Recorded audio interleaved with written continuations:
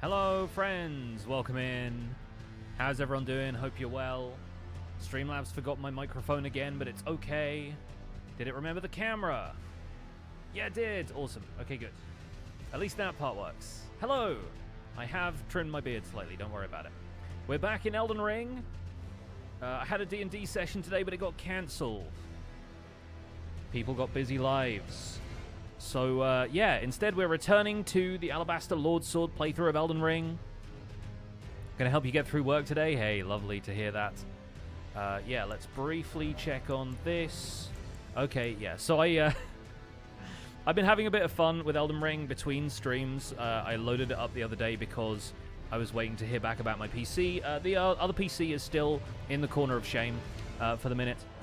But I'm gonna load up. Let me quickly switch to Elden Ring. Make sure this is looking good. Yes. Okay. I'm gonna load this up and we can chat about it. So I had to pull a stick of RAM out of the other PC to get it to boot, and it boots now, but it's still having weird blue screen crashing issues and stuff. So we are going to figure that out with the computer company. In the meantime, Alan is in Summonwater Village. Oh, right, because, yeah, okay. I know what's going on here. I remember. We're going to the Mistwood. We're going to see Blythe. Yeah, saw my Instagram story. Yeah, so basically the other PC is still in the doghouse. If that's a phrase anybody knows. I am on the backup PC. I've started recording Survival Guide from the backup PC again because I loaded up the main PC this morning and it crashed in about 5 minutes worth of recording, which means that potentially it corrupts the recording, also potentially corrupts the Minecraft world. We don't want that. So yeah, today we were going to stream D&D, but a few people weren't able to make it, and a couple of people just thought, well, we'll skip it anyway because we want to spend a bit of time recovering various other things. So yeah, today we're going to be continuing our Alabaster Lord Sword playthrough. For anybody who is not aware of what this is the Elden Ring A-Z. This is a ridiculous challenge I've set myself because hype for the DLC is real, and I just wanted to learn to play the game in a few different ways than my usual equip the spiked cestus and punch everything. So what I'm doing is playing through with every weapon in the game from A to Z. And we've finished our playthrough with the Academy Glintstone staff. We are now on the Alabaster Lord Sword. What that means is that we have to go to the Lake of Rot, which is a relatively endgame area, as quickly as possible, so we can acquire that sword and then do the rest of the playthrough. So I have not fought any legacy bosses yet. We have the gate to South Ray Lucaria unlocked, but we do not have the key. We have not been to Stormvale at all. The first legacy boss we're going to fight is probably Radahn. So that's going to be fun. In the meantime, I briefly want to come up here and get some more stuff for my mixed physics, since we have that. And we can at least get the spiked cracked tear from that. And yeah, there's going to be a few odd progression things that we do. But right now we're on Rani's questline. I found my way up to Carrier Manor, beat Loretta, and spoke to Rani last time. We've also probably got to go and say hi to Selvis at some stage, but we'll see. First of all, we're going to go down here and meet Blythe, check our metal against any of the stuff in Siofra River.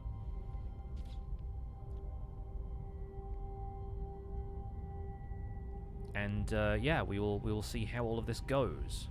I always love the elevator down here, though. It's always such a fun environment to find yourself in. A cave where there are stars in the sky.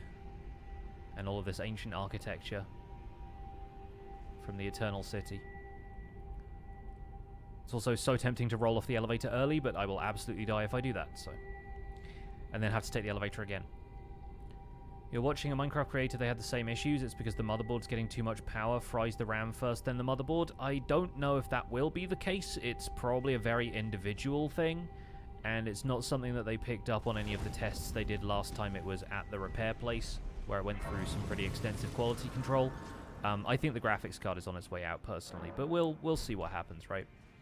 Anyway, let's probably avoid most of the claymen, I think, unless there are smithing stones down here that we can get, but honestly, I'm more interested in the somber smithing stones than I am the regular ones at this stage, because I think we have the Lordsworn's Greatsword upgraded to plus 15. Oh, I did a small amount of extra leveling and stuff I didn't do any, like, real level grinding or anything, but I picked up a couple of other things. Yeah, I went and got a couple more smithing stones. That's basically all I did. I don't know if we have any other talismans either. No, we don't. So yeah, like, I literally just got enough smithing stones to upgrade this sword to plus 15. And all of the smithing stone 6s are in Altus Plateau or later, so we're not really going to worry about those just yet. How long am I going to stream? It's 4:30 AM in New Zealand. You have 2 hours of the night shift left. I'm probably going to stream until about 8 o'clock my time, which is when my Dungeons & Dragons stream would normally be ending anyway. So, yeah, I think we're probably going to go until about then, and then I'll probably go and make dinner. But we'll see what stage in the game we are at. If there's, like, a boss fight that we need to do or something, and I know I can do it, then we might end up going slightly longer, but we'll see. I mainly just don't want to, like, play too late and end up missing the opportunity to make dinner at a reasonable time, you know? There we go. We've got some more smithing stones there. We don't really need them. But I don't know what the secondary weapons are going to be aside from the meteorite staff. And we currently can't wield that, and it doesn't need upgrading, so we don't need to worry too much about smithing stones, I don't think.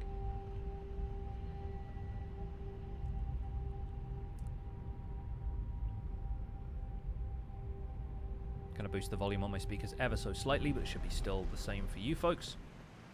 Oh yeah, let's get the, I think there's some anti-rot boluses in here. Like, you have to get off your horse just for this one room. There we go, preserving boluses. That's the ones. We might need those later. I'm considering what we actually do once we get to the Lake of Rots. Whether we just kind of power through with whatever immunity I have, or if I go for the item-based Scarlet Rot resistance, or if we try and invest a couple of points into Faith just so I can use Flame Cleanse Me. But that's the other thing I did off camera, which I was forgetting until now, is that I went and got the Flame Cleanse Me incantation. So we need to invest 3 points into Faith, and then we can clear the Scarlet Rot as we're traveling through the Lake of Rot.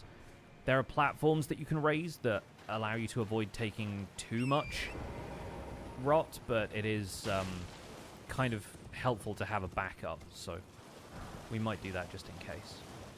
Either way, we're now here down in Siofra River Bank.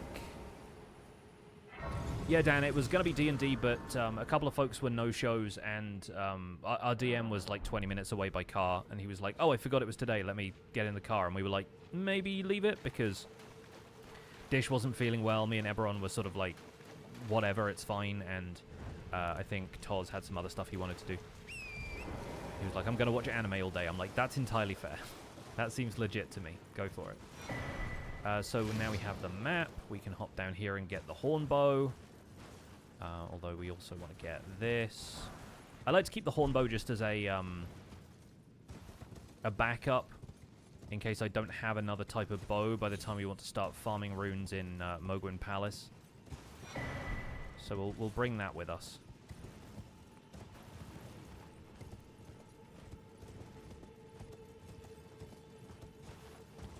And we'll take out some of the ancestral followers before we go say hi to Blythe.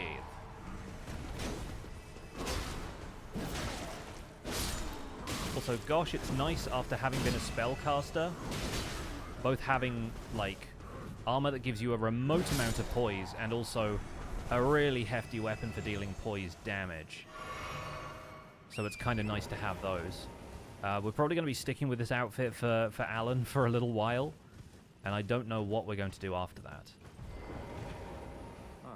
Apologies, mate. I can see bloody Nokron right outside all the gateway. Perhaps it's not recall that. Let's give him a... Okay, cool. So I'm actually not going to fight the Ancestor Spirit now, because we can still go around and get all of the graces and stuff, but I actually want to try and get to the weapon for this playthrough with a minimal amount of other bosses fought, and then we can come back and we can fight the bosses here later once we actually have the sword.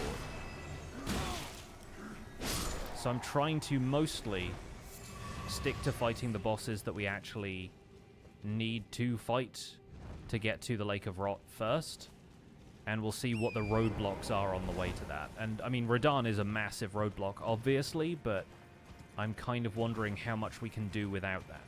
We have killed Greyol and the Tibia Mariner already, because I typically do that on every playthrough, just to get some early runes and do all of that usual, like, weapon leveling stuff. Let's get the beacon here. Well, we got hit by one of the lightnings, but fortunately, didn't have to worry too much about the other one. Nice. Hey, what's up, KG? Good to see you, buddy. Hope you're well. Hope your streams have been going well. Yes, we are back with Alabaster Lord, who will eventually recover the Alabaster Lord's sword. My headcanon is that it was taken from him by an imposter, who's now in the Lake of Rot, and we have to go and kill him. That's the lore for this character. And then after that, he's going to take his rightful sword and go and become the Elden Lord with it. I love the Lordsworn's greatsword, though. Like, having played with this a little bit in the playthrough, we did the seamless co-op playthrough with Zloy. It was such a reliable sword for so long. I think I only ended up ditching it when we got the Blasphemous Blade, and that was mainly because we planned on going to fight Melania, and I'd heard it was a good weapon to deal with her. So we got one more beacon over here, one more up there in the alcove, and then just the two at the top of the hill. I'm doing this now because it's a pain in the butt to do it later. And we can also go up to the top of this and get the golden seed from there and a couple of other items that might be kind of nice. So it's worth doing this now, even if we don't plan on fighting the boss yet. We also get a few free golden runes. So I'll be happy grabbing some of them.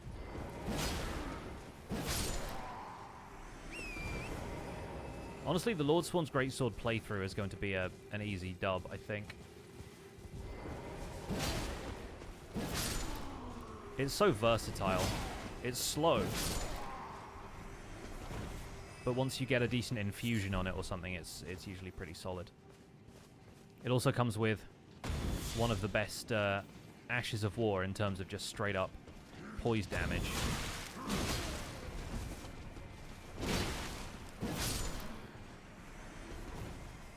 And it's so nice not getting super hefty stagger off of these guys, because they usually hit pretty hard.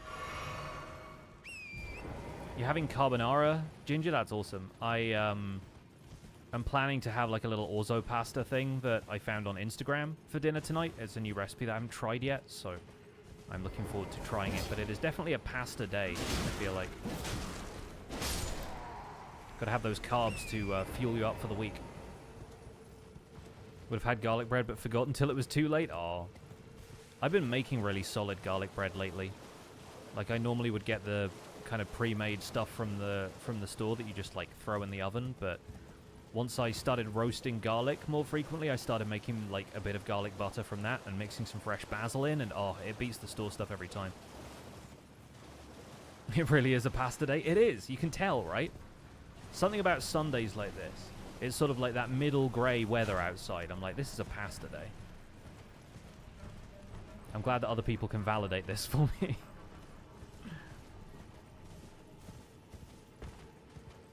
Alright, let's hop up here. Deal with this guy.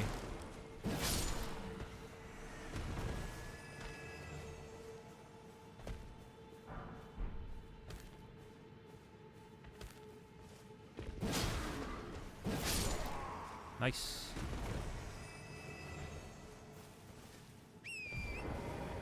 Going to a locally owned Italian restaurant tonight with family. Nice, very nice. After having spaghetti last night. Ah, I see. That's the twist. It's a pasta weekend for you, I see. Radio 1 pasta weekender.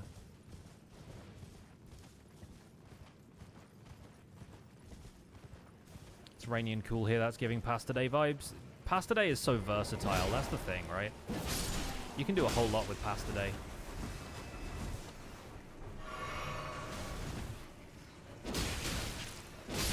What I really want right now is just like a big hefty running R2 to swing at all these rats.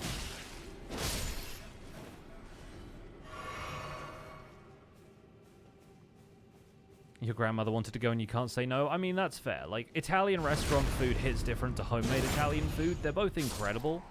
But, like, if it's being made in a super authentic way, you can get some dishes that you probably wouldn't want to make at home. Like, if you don't like to make the seafood pasta at home, you can have the seafood pasta at the restaurant.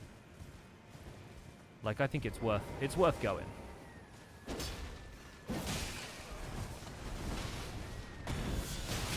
Oh, gosh. Yeah, no, that absolutely took me out there. Whoa. Hello. Just got to be careful against these little ones. They tend to crowd you a bit.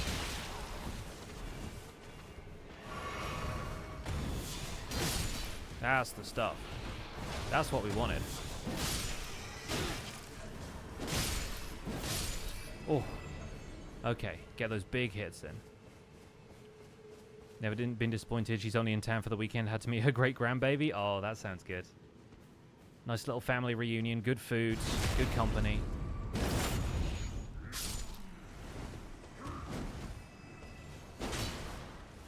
Oh, yikes. We got fly swatted.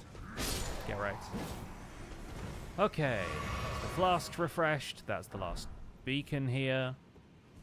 Gotta go and get the golden seed from over there. Might grab the grace at the top of the hill. We're not going to need the Great Jar's talisman, I don't think. But I just like to be comprehensive when I go through areas like this. Made a spicy chicken and potato curry last night. No pasta? On pasta weekend as well? It's like a national holiday. We'll grab the... Oh, we'll just fall off this cliff and die. It's fine. Spartan, thank you for gifting a sub. Very kind of you. Good to see that all my alerts and stuff are working on this PC as well. Alright, let's correct that grievous mistake. General grievous mistake.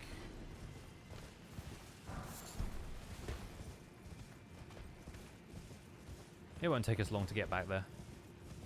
Don't have to fight everything on the way. Any updates on defective PC? I held up a stick of RAM at the beginning of the stream, which is the RAM that went bad and caused my PC to not boot up. So it is at least booting to desktop now, but it still crashes anytime I try to do anything too video intensive.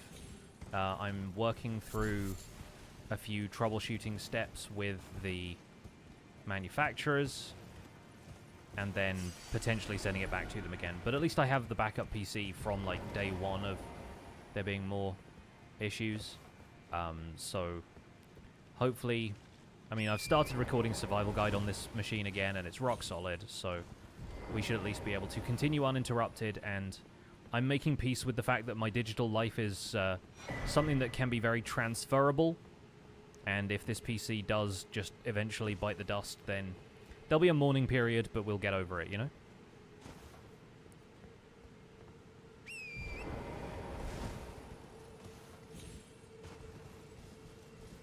We'll pop down here for the Rune Arc as well.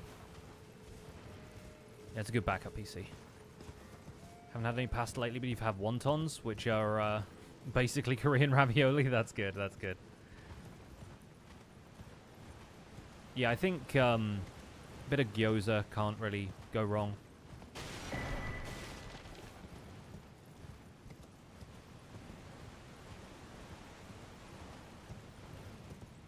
But yeah, I don't think this PC is down for the count yet, and honestly, if I need to just completely replace the graphics card, I'm fine with that. Like, I'd be like, put a new one in it, put like a 4080 in it instead of a 3080. I'd still be fine with that, you know? I wouldn't mind forking out a little extra for a PC that is continuously, like, continues to be future-proof.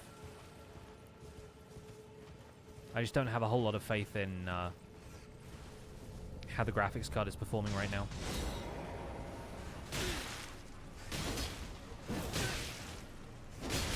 Let's try locking onto the thing I'm actually attacking, shall we? Well done. The rodents jumped me. Yeah, this is not boding well for when I eventually have to fight Radahn, is it? If, like, a few rats are taking me out.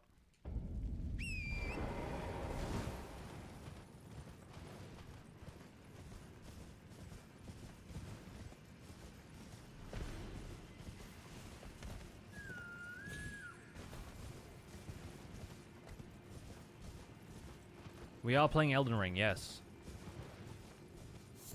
We're on our second playthrough of a playthrough where I... of a challenge where I intend to beat the game with every possible weapon. Or at least every weapon that is part of the weapon comparison table, which is where I'm getting the A to Z list of on the Elden Ring wiki.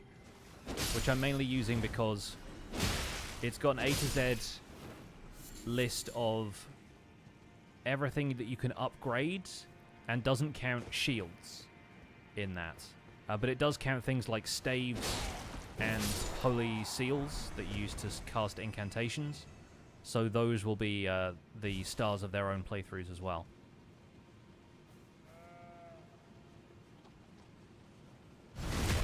Tried it out for a bit. I realized it's quite the commitment to beat the game, so I'm going to finish it later. Yeah, It's a long game to play through for the first time, but once you develop a bit of an understanding of it, like once you know where some stuff is and you know what objectives you're going for, like I've played this character for like 3 hours now.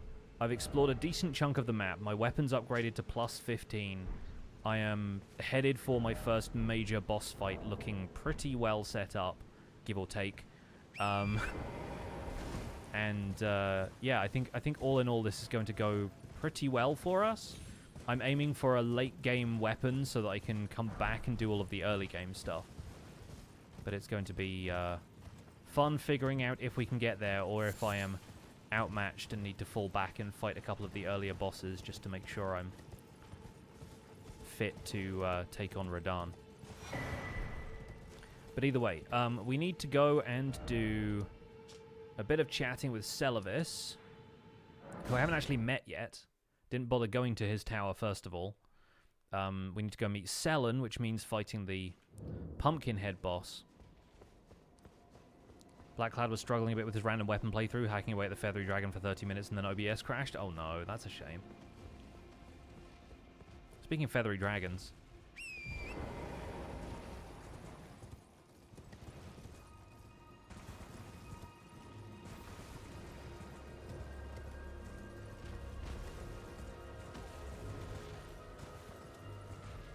Let's hop on down. Oh, not quite here. Although maybe we can do here. It's a little bit foggy in Liurnia today. And again, what am I going to expect? It is basically Wales.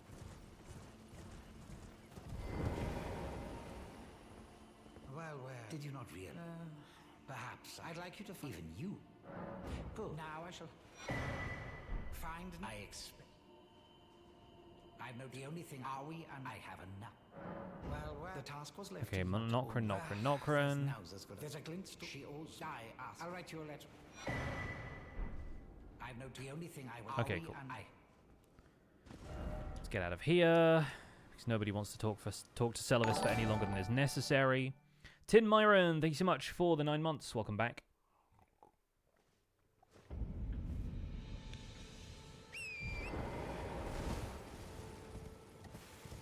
Yeah, so far the only boss we've really fought is Greyol, and then one of the Tibia Mariners. I guess we did Darrowil, and then Loretta. That's kind of it. Like, in terms of the actual bosses we've taken down, we have not done that many. Am I in the right place? Yeah, I think I'm in the right place. Just gotta deal with this lot. Huh.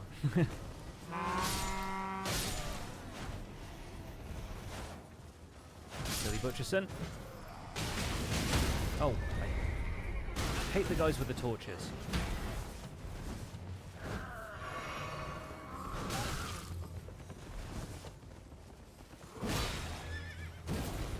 I just one-shot that guy's horse. That was wild. Oh, we got the Dismounter as well. That's going to be a fun playthrough. Obviously a little way away. I've also been drafting names for some of the upcoming characters. Because so far I've only revealed a couple of the characters I have in mind. The next one after Alabaster Lord is Jessica Albinoric for the Albinoric bow. And then we have the Albinoric staff after that. And then I think maybe it's Arbalest or maybe it's Antspur Rapier. I think it's Antspur Rapier after that. So we've got a couple of good names to pick from.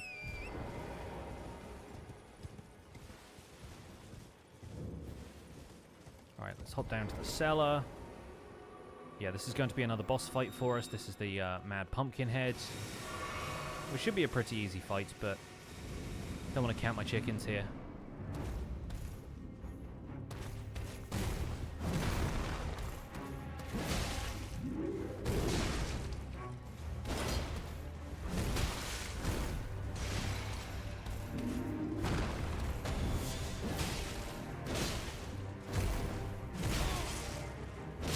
Yeah, there we go. Yeah, we're pretty over-leveled for this guy. You're supposed to find him, like, early on when you're exploring Limgrave, and he gives you, like, pocket change for runes, so that's fine. We at least have enough to level up if we burst another golden rune. There we go. Chat's making me hungry talking about food. Had some leftover curry for lunch. Looking forward to the dinner. The question is, do we put more into Vigor right now? I think maybe we do, just for a little bit of buffer against Radahn.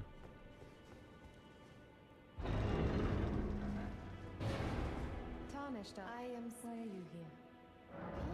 Want to learn sorcery, just because I don't think you can really talk to Selen without saying you want to learn sorcery. Well, but I refuse to anticipate. Well, Celavis is not fine. The stars, but long ago. Now here, and so. Alright, so now Selen has told us all about Radahn. We should probably go back and see Blythe, just because I didn't do this last time and it's fun to get the additional dialogue.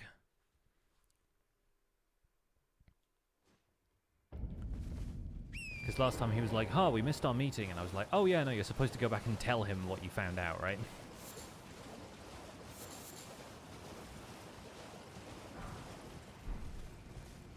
Pick up some of the glovewort on the way.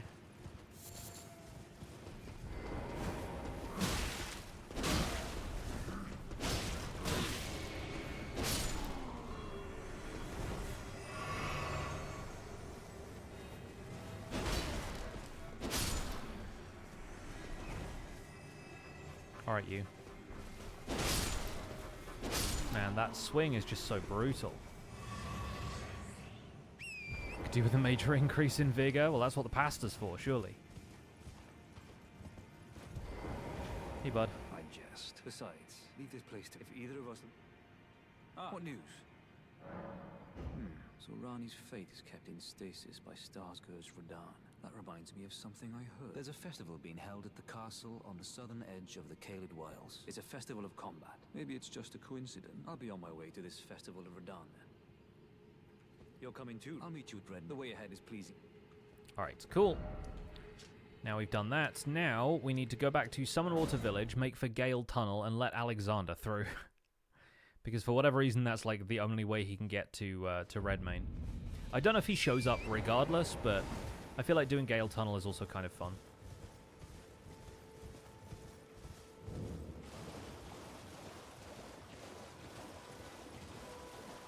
And then we can actually go to Redmane and see if the Radahn fight is feasible with the resources currently at our disposal.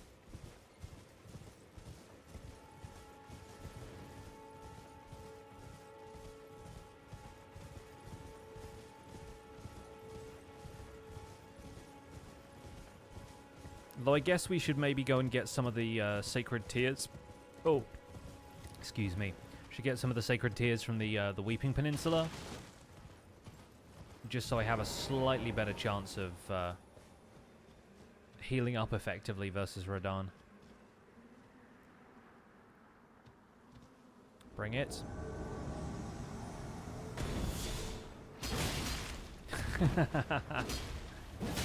Take that, you.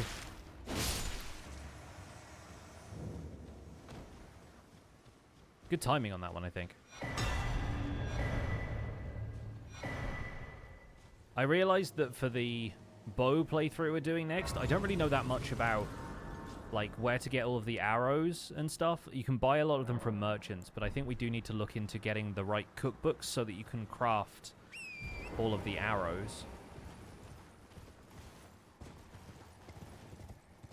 And so I've started to take notes for that playthrough already, because I'm like, there's a little bit more prep. Sacred Tears of the Kingdom, yes. You know the ones. So, this is weirdly the first time we've been to Caelid through, like, the front door. Come in the tradesman's entrance a couple of times.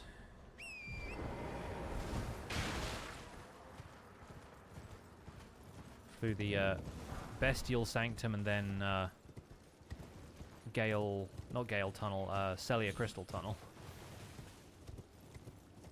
Those preserving boluses might also be very useful if we reach the Lake of Rot and I don't have the faith stats for Flame Cleanse Me, but we'll see. We'll see which way we go with it. Alright, we're down, we're in.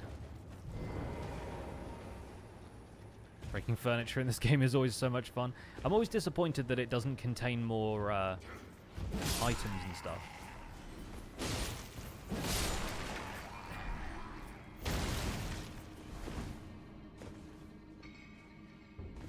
What have you got?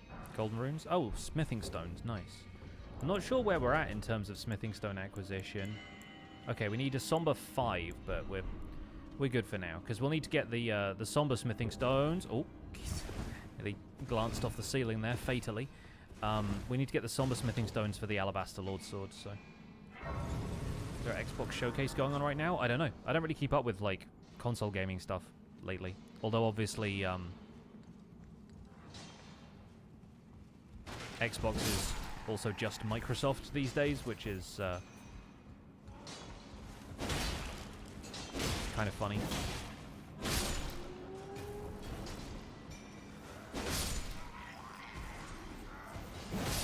But like Game Pass is like a PC thing as much as it is a console thing.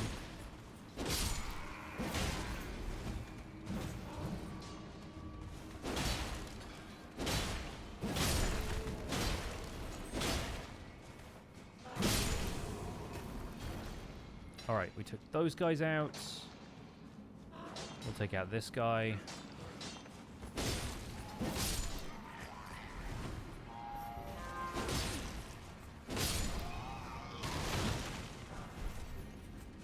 And the diggers all jump me. Of course they do.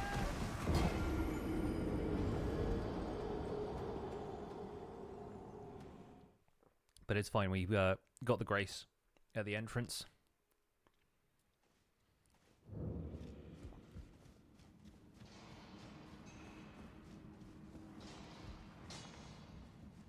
Smithing stone, literally Minecraft. Also, these guys are all using pickaxes.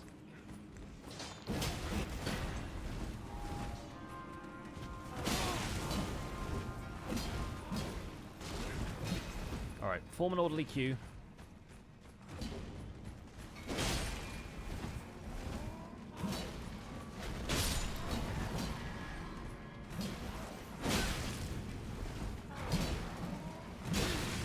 Help!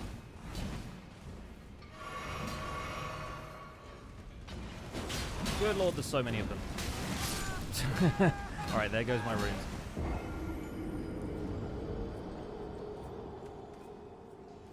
Are they British? I mean, Caelid isn't really Britain, I feel like. Yeah. Anyway, let's not worry about them now. Unless it is to kill them one by one without them alerting anybody, but I think instead we'll go to the back entrance.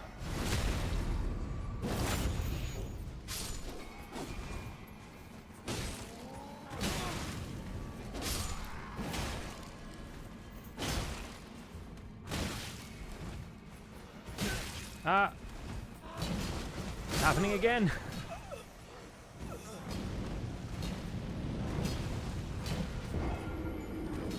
You know, maybe we need a different approach to this.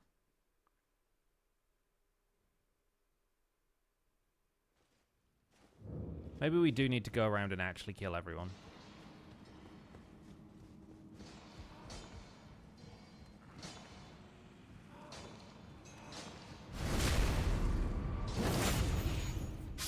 It would certainly be easier than what I've been doing, somehow.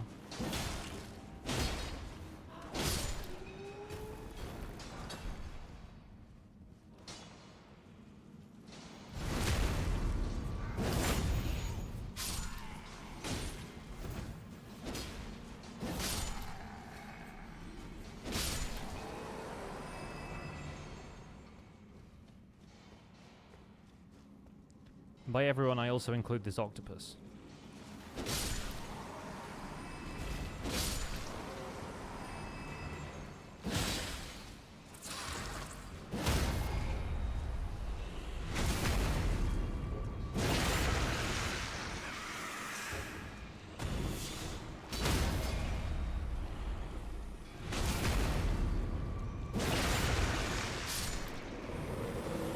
I'll take the smithing stone.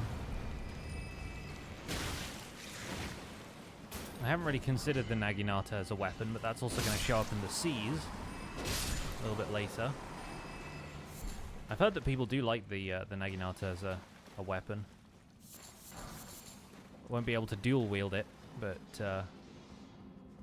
I've heard it's solid. It's a horrifying octopus. It kind of is, yeah. A lot of the octopi in this game are kind of horrifying, so...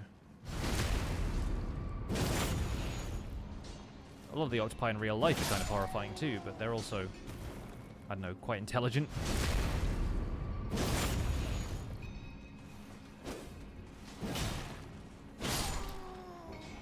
Nope.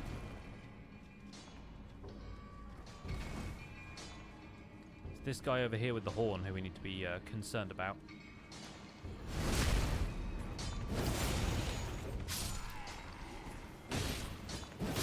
There we go. So now, if he doesn't alert all of the digging crew, can take them out one at a time as well. Turns out all we had to do was be systematic about it.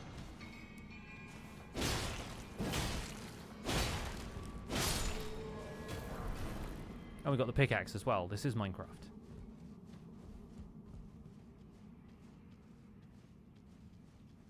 Just call me Steve Minecrafts.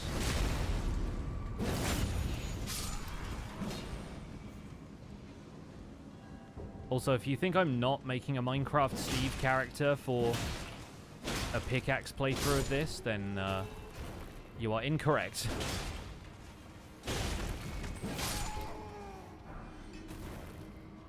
Okay, we should have a slightly easier time now. Turns out all I have to do is commit to being sort of ruthless, I guess.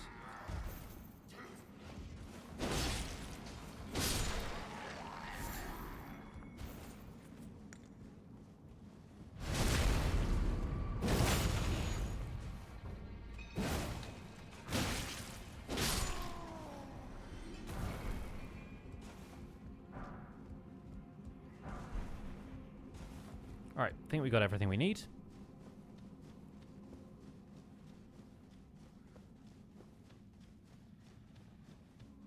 And now Magma Wyrm is there. More smithing stones are here. Alexander is behind this door. Oh, he's not. But we didn't meet him. Is he already at Redmane? Is he already Eddie Redmane?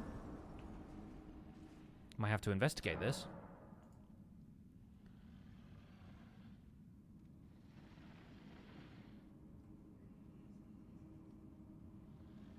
Alright, cool.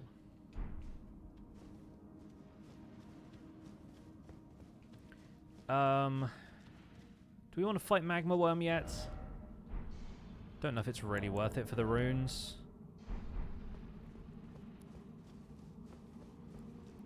We do need to leave so that we can get out of here.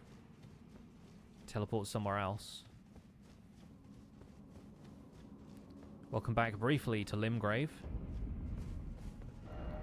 And now let's go to, I guess, Aeonia Swamp Shore, and we can get the map on the way down. Clear all of his dialogue at the first meeting? Yeah. Yeah, I think maybe because I've already triggered the dialogue with Blythe, who tells you to go to Redmane to fight Radahn, I think Alexander might be already there.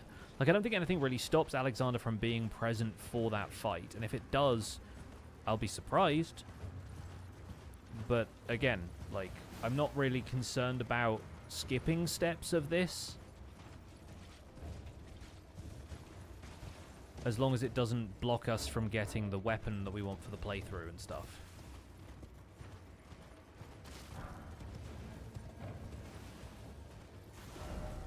Oh yeah, it's still further down the path. It's near the merchant, is the map.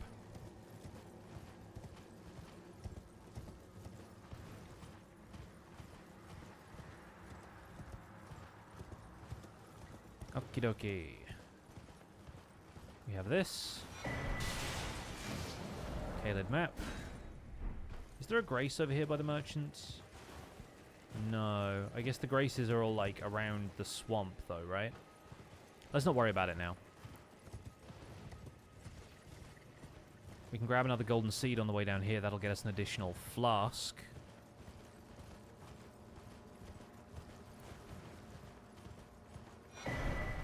I'm going to go down here. Since we're here, I'm going to get the grace in Redmane Castle, but then we're going to back out and go to all of the churches that will get me a sacred tier on the Weeping Peninsula. So I think we've got all the ones in Limgrave now. But the peninsula I count as different to Limgrave, so...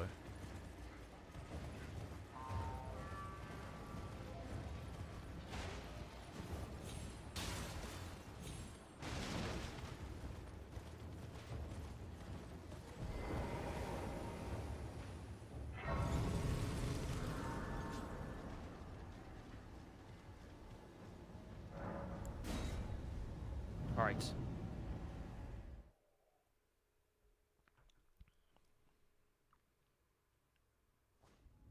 We're in, lads.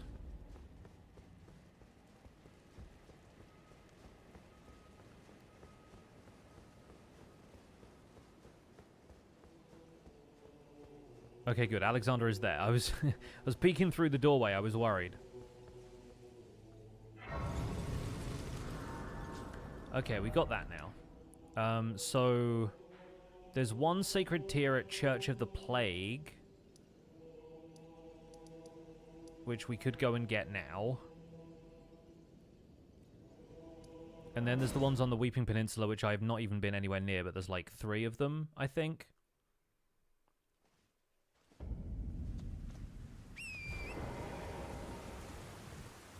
And then at least a single flask will restore like most, if not all, of my health. So I think that will be worth doing.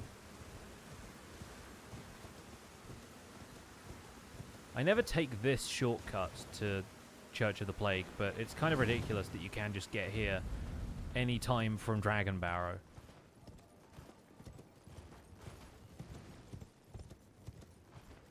How good is this game? This is possibly one of my top 5 games of all time. It was Game of the Year on basically everybody's list the year it came out. DLC is on the way, and yeah, the entire experience is just 10 out of 10 as long as you are okay with the format of Souls games. Like, if you don't like the way the combat feels, and if you want games to feel more like arcadey, then it will not be your jam. But if you're open to the experience and to trying and failing and to figuring stuff out and kind of letting yourself fall into a rhythm with this game, it is genuinely one of the best gaming experiences out there, in my opinion. It is so very good. If you don't like dying a lot, yeah, At first you do. And I mean, even now I'm still like stumbling through a couple of things in this playthrough, but I'm also rushing things because I know what I want, and it's just, like, figuring out whether or not it is within my reach.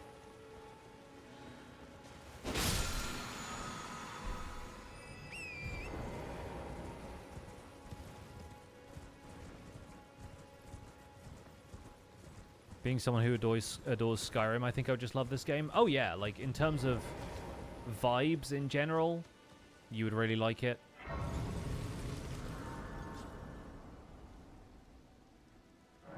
The gameplay is going to be the thing that people would end up bouncing off, I think, most of all, but I reckon you'll manage. Flask-wise, yeah, we're 8 and 1 already. That's fine, that's fine. I just want to make sure that most of my flasks are in health, because the only thing I'm using FP for right now is the weapon skill, which really does not require a great deal of skill points.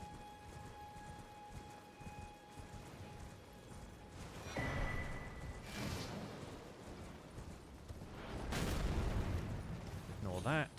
Jump up here.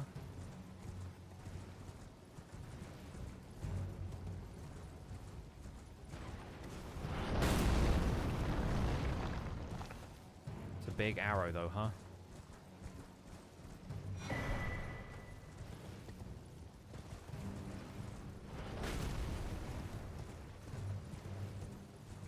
So now we have another golden seeds. I think we need maybe 3 for the next flask upgrade.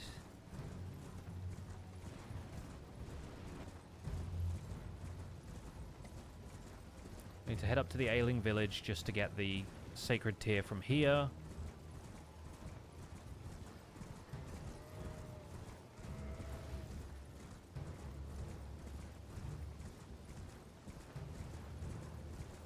Oh. Some interesting lighting happening here. Apologies to anybody who's not a fan of flickering lights. Not quite sure why it's rendering that way, but I have my graphics settings turned down a little lower on this PC than I do on the other one.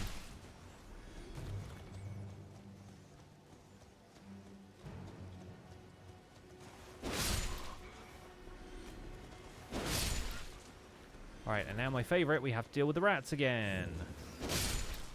Although these rats are a little bit less hefty than the ones in Siofra River, where I think. Yeah, if a single R1 is dealing with them, I think we're good. I got one of those too. There you go. Nice. Golden runes, Flame of Frenzy, Sacred Tear. Perfect. Okay, next we'll just warp back there. I think there's some spirit springs that allow you to jump down, but I'm a warp guy, me.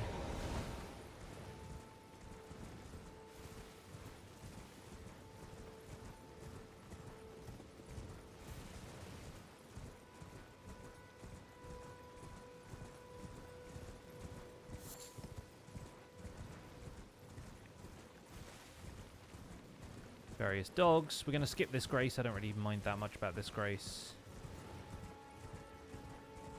I think we need to go across here. Yeah, we're not going to the demi-human stuff in the forest. There's just this one to take out. Nice. And then Church of Pilgrimage.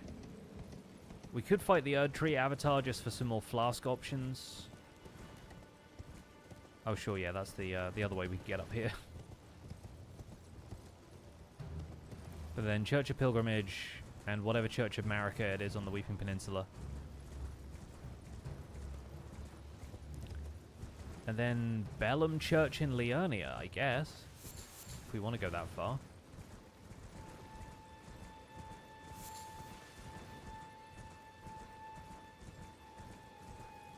We already have one from the Church of Irith.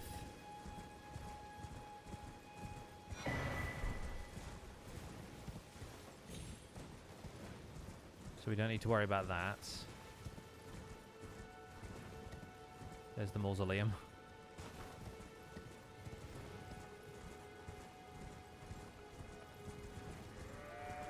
It's funny how much stuff I know is like packed into all of the stuff around us, because there's like a ruin here, an Everjail there, the Poison Cave, the church, the Poison Swamp where Selen is, the Tower of Return over there. Like, there's so many things. We've just passed the Tombsward Catacombs. Like, there's so much. None of it relevant to us right now except for the health flask upgrades.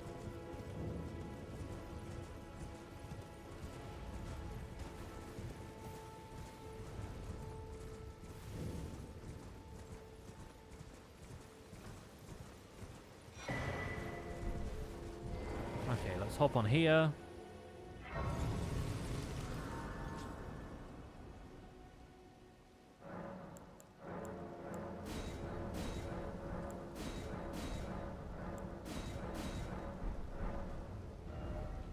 And then if we wanted to really overkill this... Oh, that's underneath it, right. Yeah. No, we could do this one. Oh, wait, no, we can't yet because we don't have the key. So we could go and get the key. But no, I think we'll be fine with that. Let's give Radahn a try. Okay? Let's just try the Radahn fight. Let's see how much I'm up against. There is genuinely so much in this game. Yeah. Boy, is there. Yeah, let's crush all of our runes now and get like one level up out of the way so that if Radahn absolutely clocks us, we're not just going to like leave our runes there. I discovered actually the other day, somebody made this point in a stream I was watching from a while ago. I don't have one right now, but the bewitching branch or the sacred twig or whatever it's called, like there's a talisman that you can equip that allows you to keep your runes on death in exchange for the talisman breaking. And at first I thought, oh cool, that's like fun, but I don't know when I would use it. The reason that you do it is if you walked into a boss fight that you didn't know you were walking into and you leave your runes in the arena and you're like, I know I can't beat that boss. What you do is you go in there a second time with that talisman equipped, you get your runes, and then you die to the boss and you can come out with your runes. So if you have a ton of runes that you just don't want to lose for whatever reason. I was like, I never considered that, but it's actually very clever. That's totally how you're supposed to use it. Yeah, sacrificial twig, that's it. You get one from Edgar on the Weeping Peninsula. Ah, the players are all... Let's give them a... Just don't you go... Once more. Champions! Welcome! The stars have aligned. The festival is nigh. Indeed, I thought. By the by, well, to think. But be sure to get a good eye. For a second there, he goes, oh, but. And I'm like, yep. Yep. Oh, okay, we can't go in there yet unless we actually trigger the fight.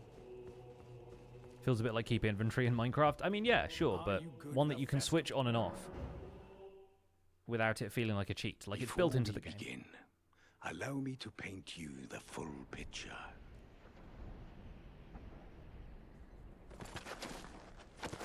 I always like watching this cutscene. It's brutal, but it's so cool.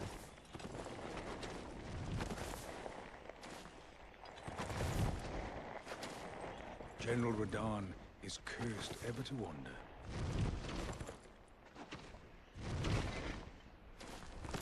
Eaten from the inside by Melania's scarlet rot, his wits are long gone.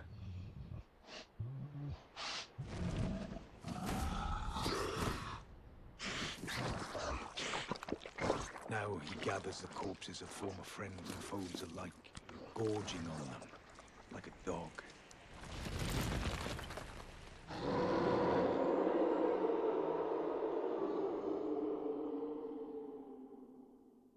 Howling at the sky. Scarlet Rot sounds unpleasant. It is.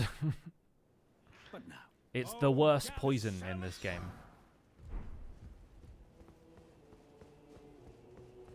Okay, well, last time we beat Radahn pretty easily, but last time I feel like I was a much higher level than I am now. We're going in at level 42. My weapon is pretty well upgraded, so we should get some decent damage output, but the majority of this is going to be relying on the summons and avoiding aggro where we can. I am a little apprehensive about this one. That is our first Smithing Stone 6 as well, which is one of the only places we can get it, I think, before we go to Altus.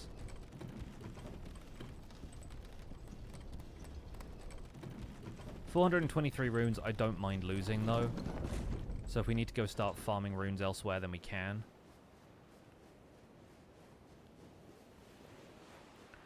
But let's give this a try. I also haven't done anything with my other flask, so my mixed physic is not really doing much for me at the moment.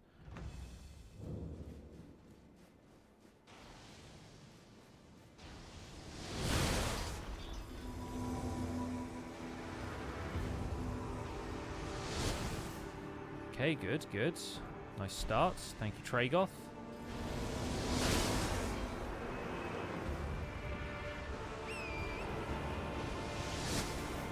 There we go. That's Blythe, and now we need to be on the horse.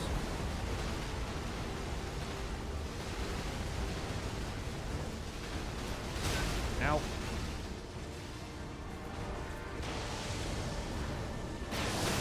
Nice, okay, that went pretty well.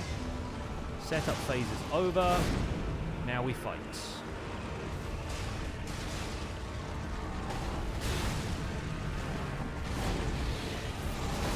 Yep, and I'm dead. Tried to heal through that, should have waited for him to finish swinging.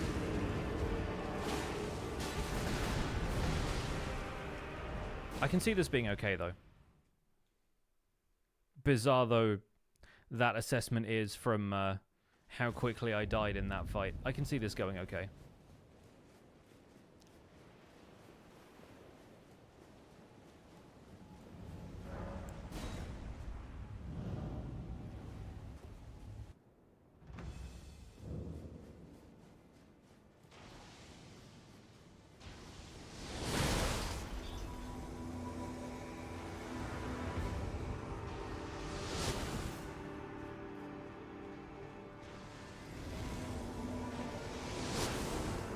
Skinny horse will never not be funny.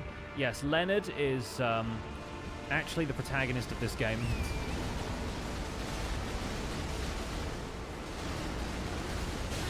Ow.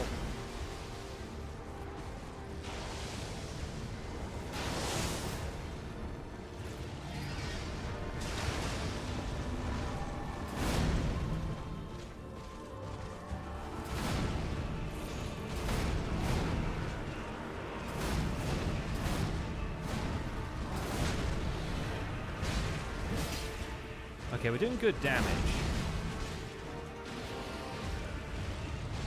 We've really just got to make sure that we can get in there and fight the guy.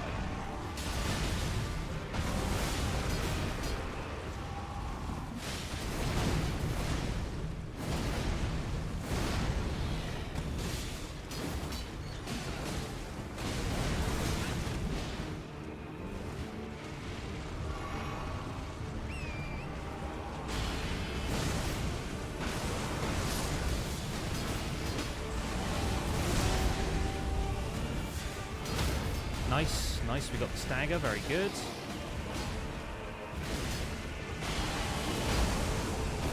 Okay, meteor mode. Let's get everybody out of the way. There he goes.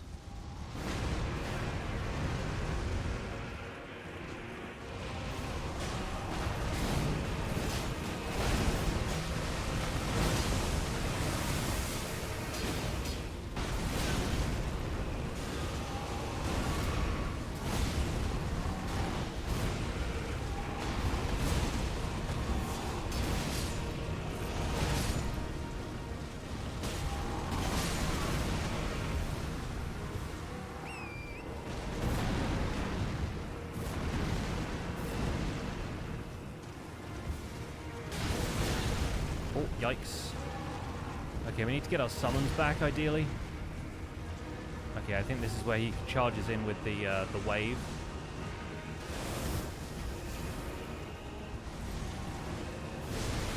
Yep, okay, good, good. Glad we avoided that. Now let's make sure that we can get other people back. Yo, okay. We need distractions now.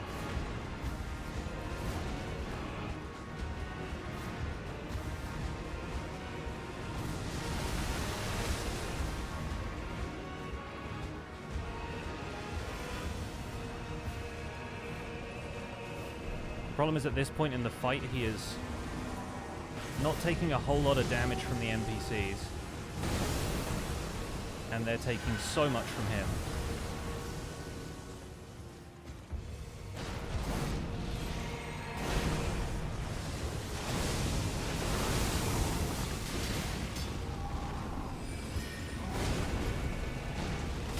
Oh, yikes, yikes. No!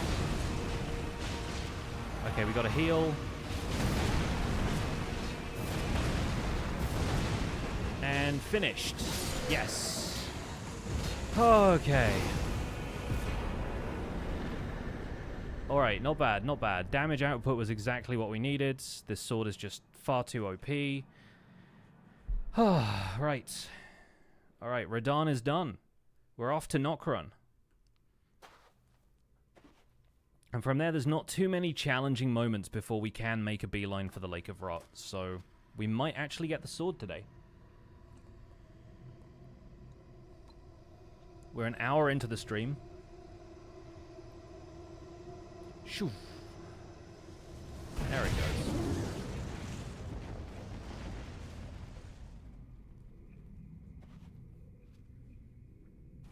Yeah, Radahn, I think, got nerfed in one of the earlier patches to this game. I think I only fought him once.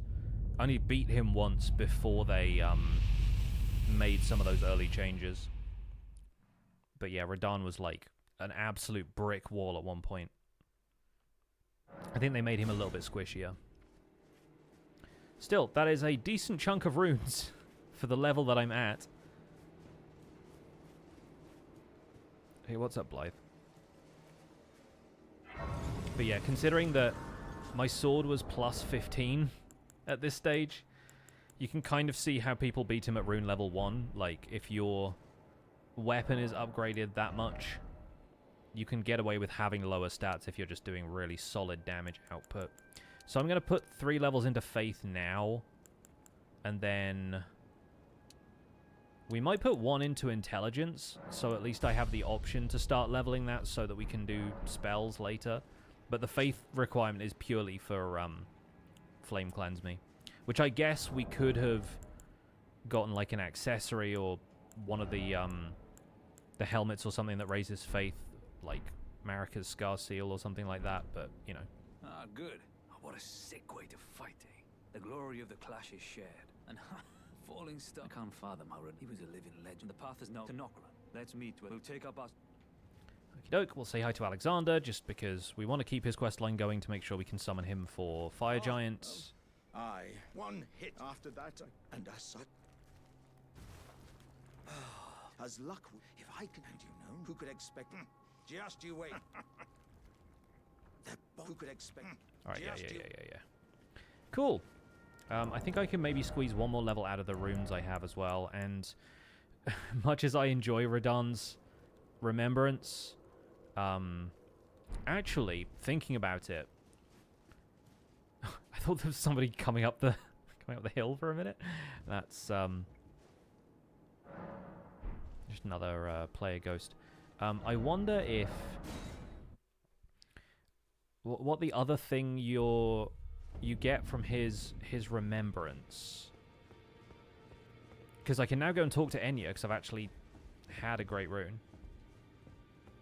Allow me, you, a house guest. Remember your... I also haven't finished talking to Gideon, which is really funny because there's nothing. I actually have a great rune now. But here's the 2 fingers. Rapture. Skip through all the 2 fingers dialogue. To become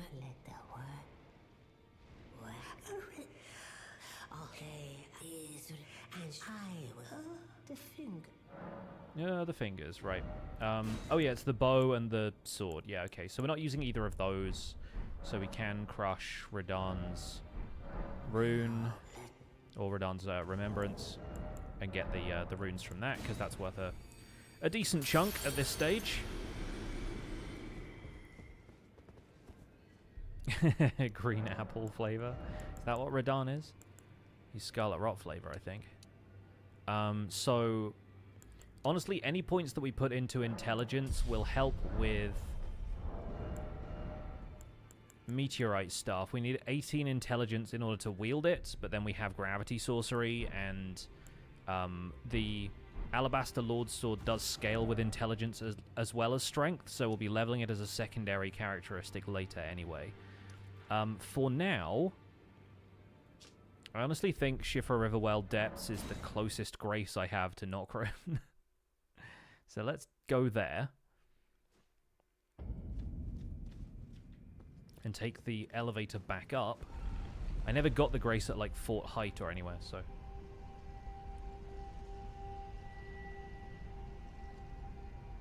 Yeah, Radahn is more like, sour cherry, I think.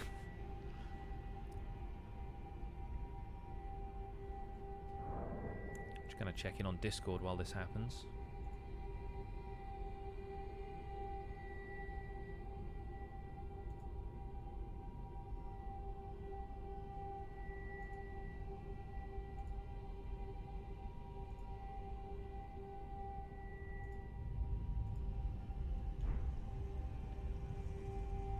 Very sour cherry? Yeah. He is very cherry. Love how golden this cape is, though. It's actually really shiny.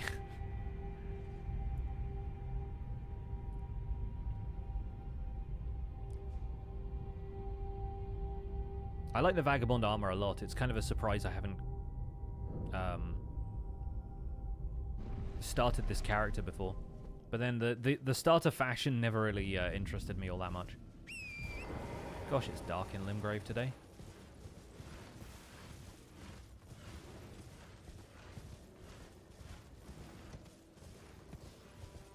I'm not going to bother doing the whole thing with E.G. and Blythe right now.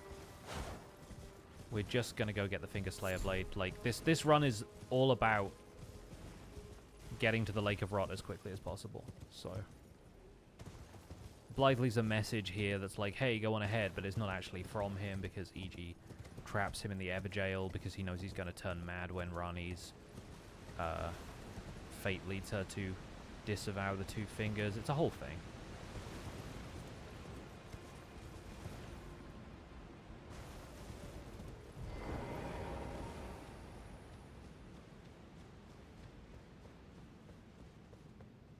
Spoilers.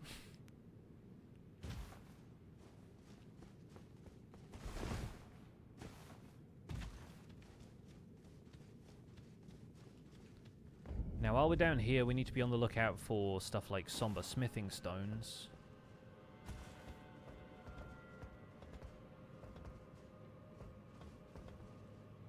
Oh, that jump always feels precarious.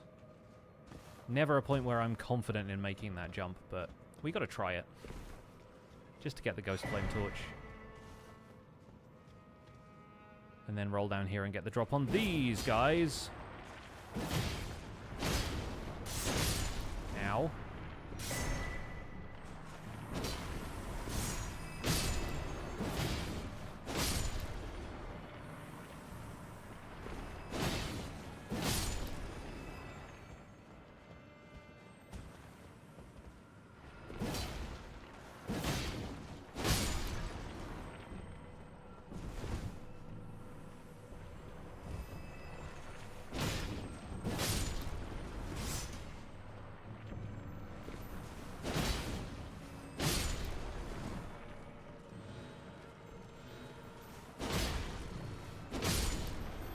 Love these big swings.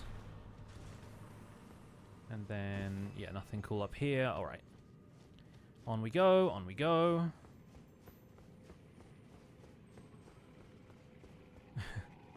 Thanks, Ginger.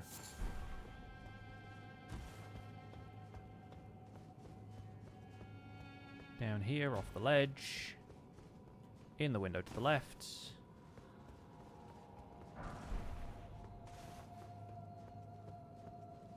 Off the side. Past all of the guy from Pan's Labyrinth.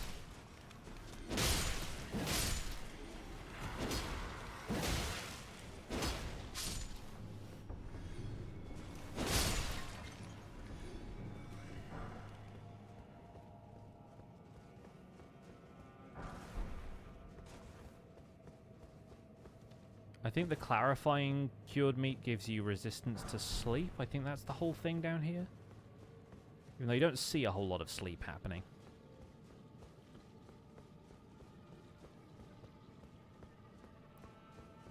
Nokron.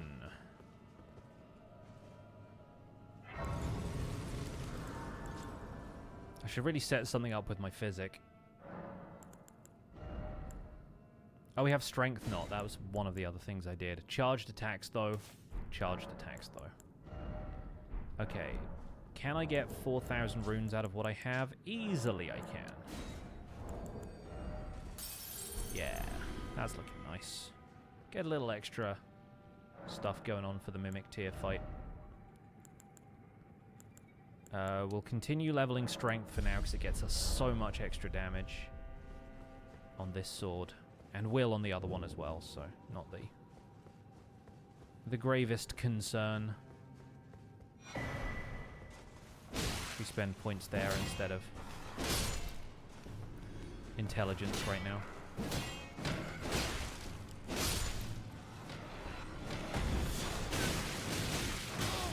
Ow. Okay.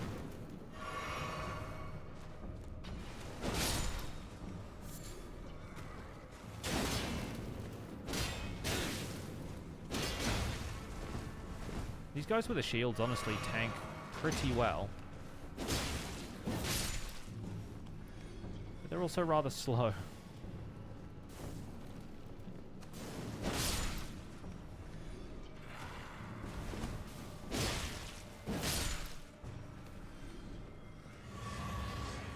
Oh, and I can't ride my horse in this part, can I? No, of course not.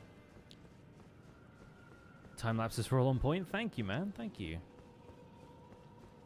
I had a good time editing that one. When it didn't crash my computer, anyway.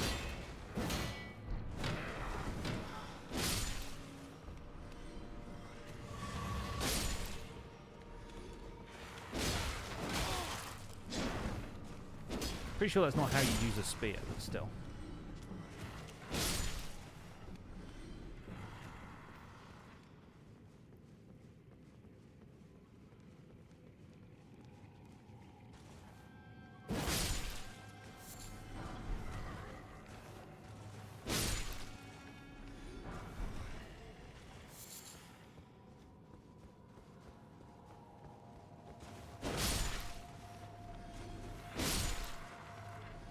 Okay, we are pretty good right now. I don't think there's any real chance of getting Smithing Stone 6s down here. I think those are all Altus Plateau or later. But I think at this point we might be able to ride this sword all the way through to the end of Lake of Rot territory. The main problem is the Baleful Shadow fight. But I don't know if you need to fight the Baleful Shadow in order to access the Lake of Rot. That's something I'm unclear on.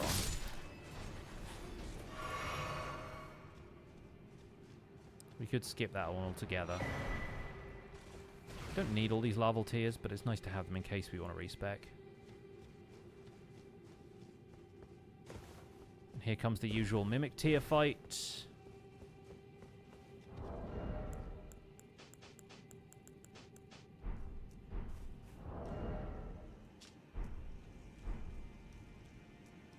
This is what Alabaster Lord was going to look like before I decided to start Astrologer. I was like, the Alabaster Lords don't really wear a whole bunch, so I feel like he could just start as a wretch, but then I was like, no, I've never really done Vagabond before.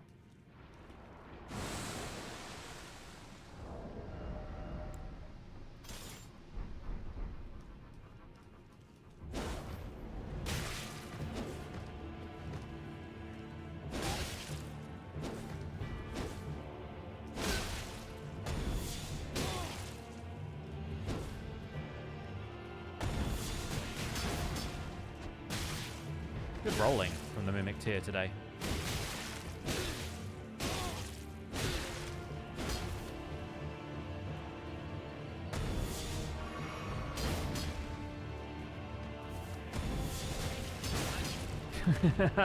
Absolutely trounced.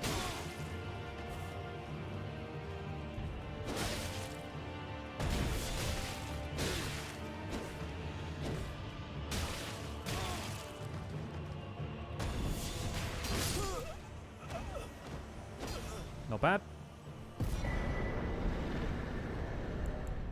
Anyway, sorry about that.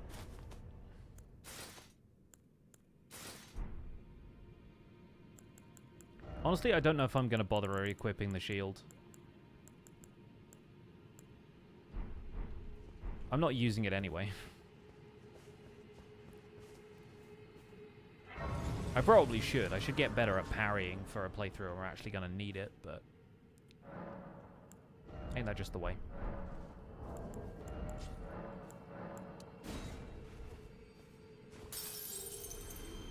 I also haven't equipped the lantern to my pouch at all, which I probably should for a little bit later. We don't need to go into that many places that are dark enough if you're not fighting many of the optional bosses, though, so... I think maybe this one goes into Vigor. I think having over 1,000 health is probably a good thing. Where is the threshold at which we can start using the horse? Here it is. Always disappointed that this tree on the left doesn't have a golden seed. It's just like lit by the light and it looks like one of the golden seed trees.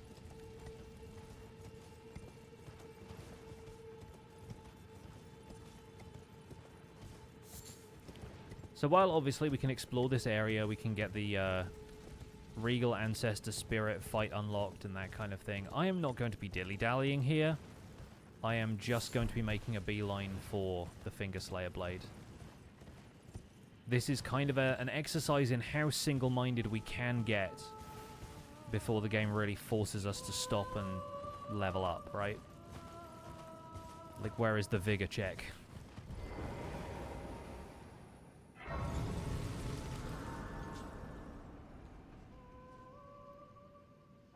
Always kind of curious what happened to Nokra and why are there so many giant, like, clay figure-looking people everywhere? Like, what's the deal?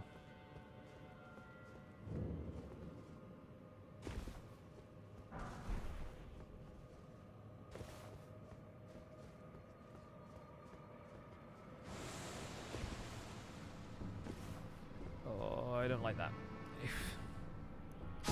I was right not to like that.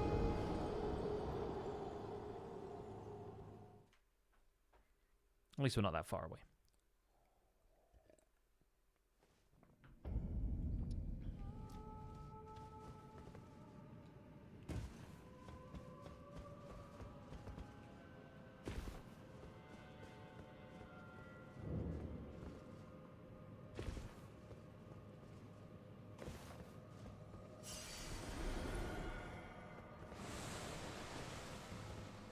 There we go.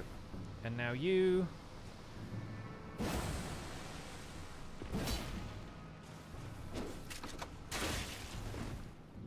Okay, taking out this one first because it's more of a problem than the other one. Thank goodness for that, okay.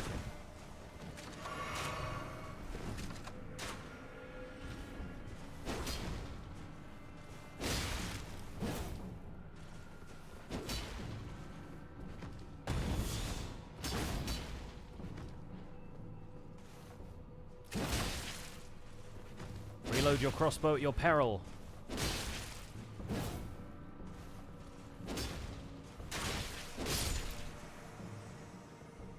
Okay, that one went worse for us last time as the astrologer, so I think this time is not too bad. That way's just a butterfly.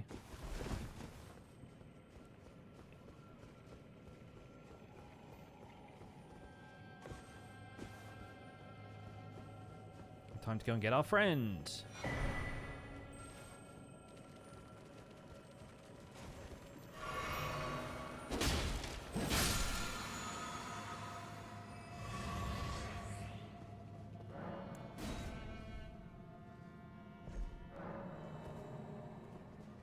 The absolutely essential summon.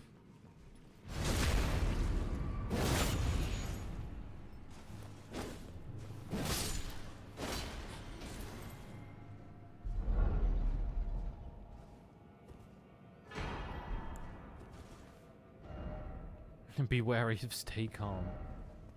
Tarnished head, but likely plump sword.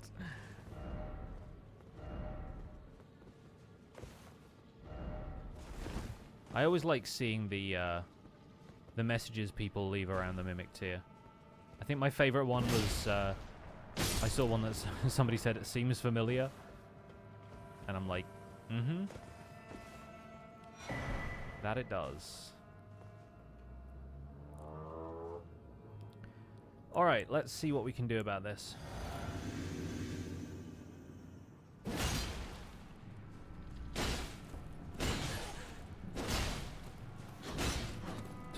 I don't like my attack being this slow when there's one of these guys around. So let's take care of him first, and then you.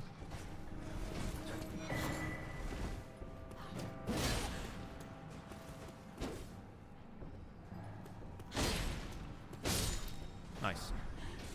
Ooh, we got a Night Maiden Twin Crown. And that was the one who was round the corner there. Okay, cool. Less to worry about then. Alright, the final gauntlets before the Fingerslayer Blade is ours, and we get access to Ancestor River main.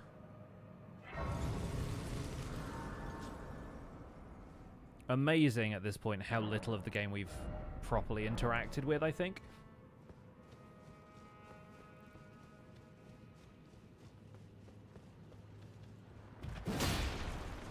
All of the items down here are bait, because one of the silver tiers to either side will turn into an NPC summon thing.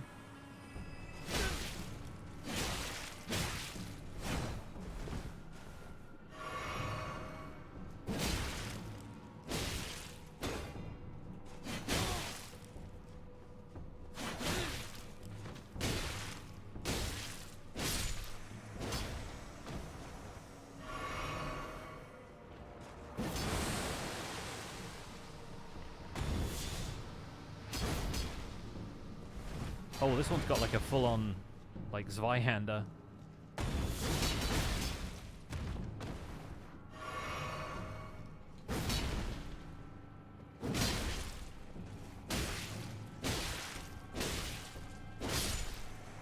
Okay, I think I came out of that reasonably well.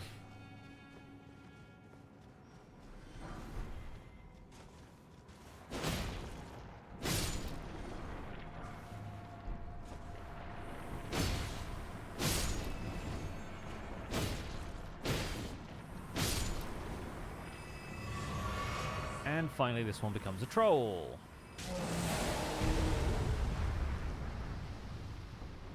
So we do the usual troll thing of beating up the legs.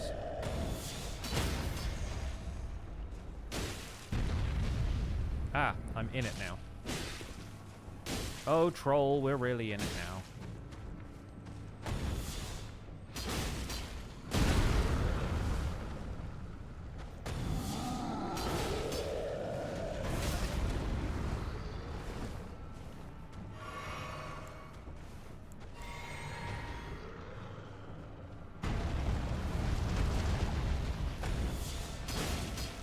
Go for the legs.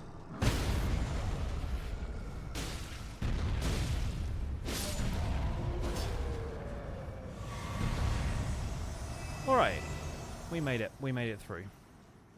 Yeah, after having taken down Radahn, I was not. Hello. I was not underconfident for this part, but you know.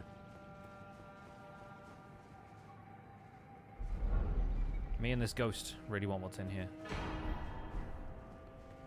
Okie dokie. Time to go back to Rani and say farewell to Selvis. Sweep the leg.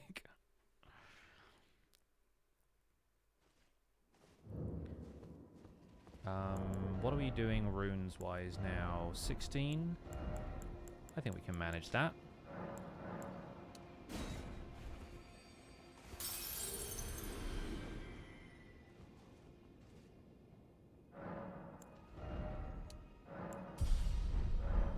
Level 53. Not too bad for heading for the Lake of Rots.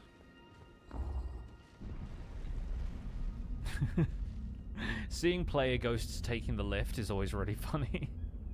I sort of elevate by means unknown.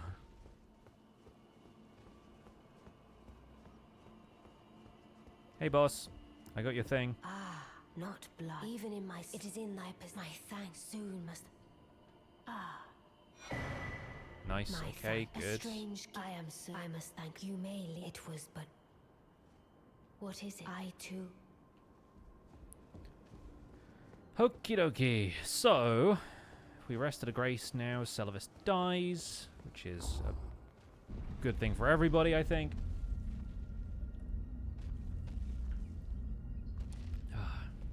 Right. Let me check my notes app just to see that I haven't missed anything too crucial before we go ahead with this. Oh, we can get collapsing stars now as well. We don't need to worry about Ray Lucaria. Yeah. Yeah, okay, cool. I think we're good. I think we're good.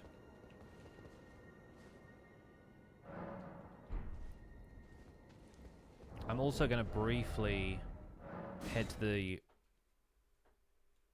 round table hold and buy the finger seal. Just so I have a means to cast Flame Cleanse me. If we're actually going to get to the Lake of Rot today.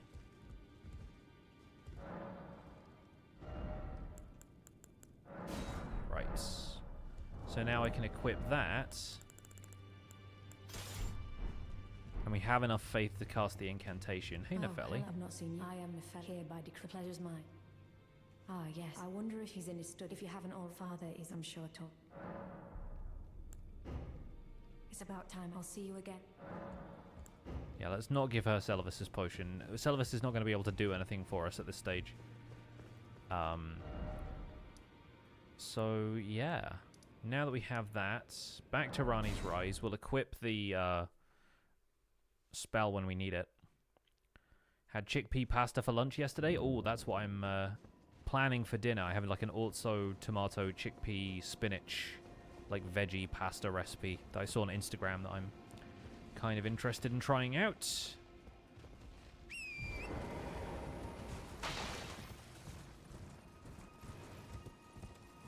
I don't cook with chickpeas often enough. I have like hummus and stuff sometimes, but I find chickpeas individually to be sometimes a little like...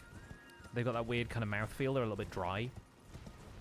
So sometimes I have them in dishes when I'm like out and ordering food, or, you know, we get takeaway curry and there's chickpeas in that, but I don't tend to cook with chickpeas all that much. Almost chalky? I mean, kind of, yeah. I'm not quite sure how to describe it other than that. I'm going to leave Rani's wardrobe where it is. I don't plan on using it. There's definitely that kind of mentality in this game of, like, you pick up stuff that you definitely don't need, but just because it's there. I'm trying to break that habit for this playthroughs just because it's, you know, a time-saving measure.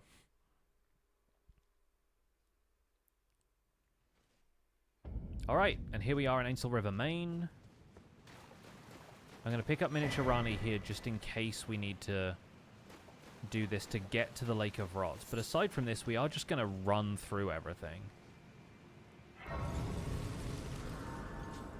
I do wish you could ride the horse down here, though.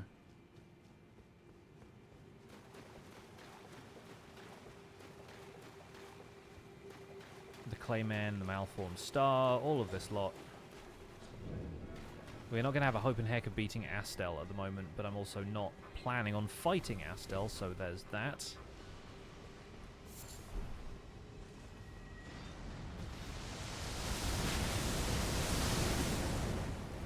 Weather's a little hectic down here, I'll say that.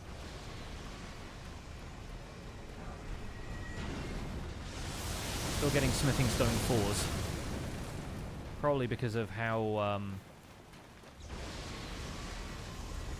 soon you can get here, relatively speaking.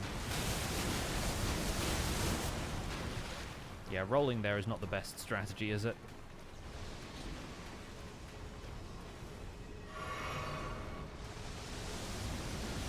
Oh, one of them got me. Can't believe one of them just got me. Okay, how do we fare against the ants? I should be able to do about 400 to 600 damage. Well, maybe 300 is fine. They are tough, though. I will say this is not boding super well for our fight with the Alabaster Lord, but we'll find out.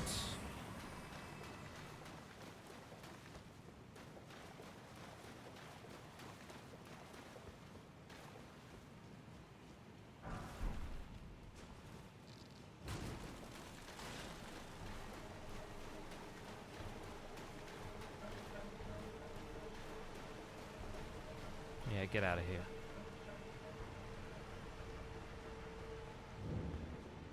Noxtella!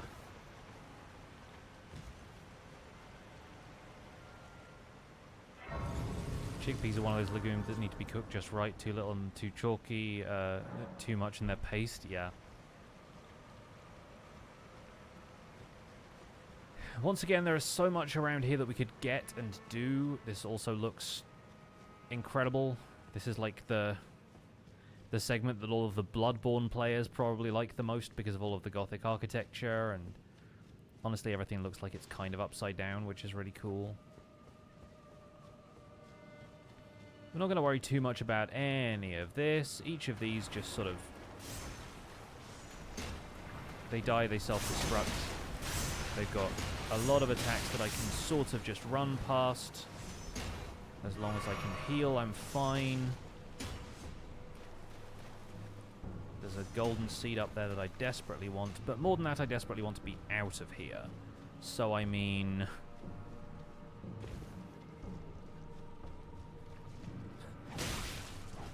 No pun intended, we're going to make a beeline for the lift.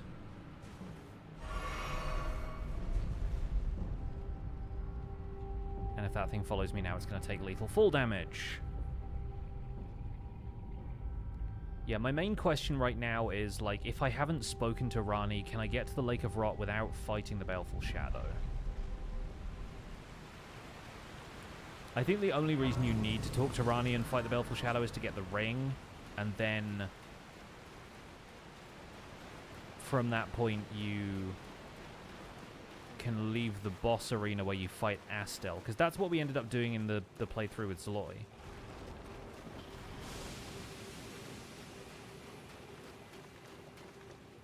Yeah, the Baleful Shadow is not here because Ranni hasn't explained it.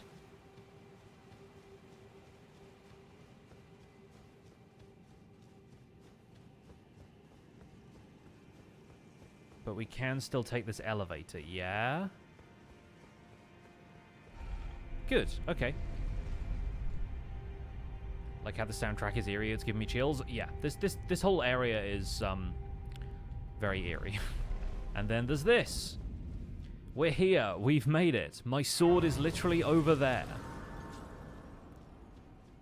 Oh boy, am I not looking forward to this. The Lake of Rot is not good.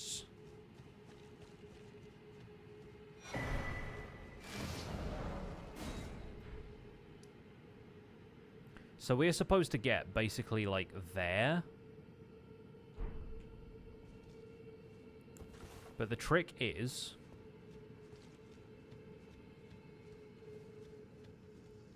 I have a seal and I can use the spell that removes Scarlet Rot.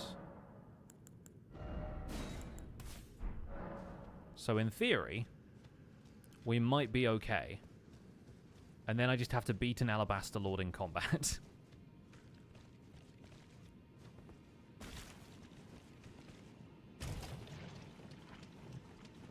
Gosh, that's fast.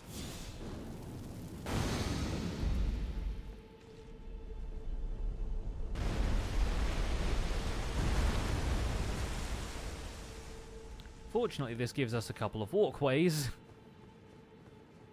And also a couple of enemies that leap out at us in a second, but we won't worry about that right away. Because we don't really care. They give you Death Blight.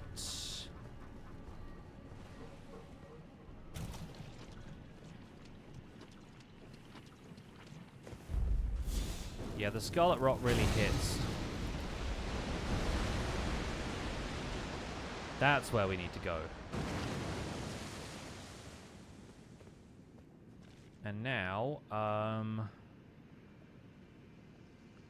I guess we head this way.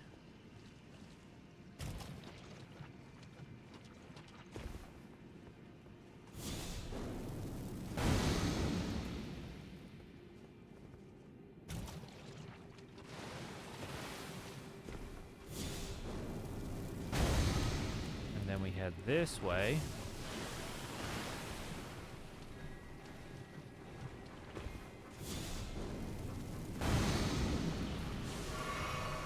And then I flask up and I make it to this.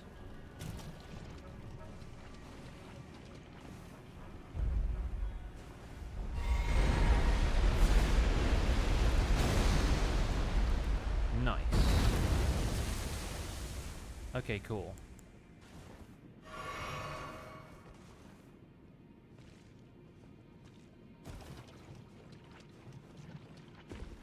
Whew.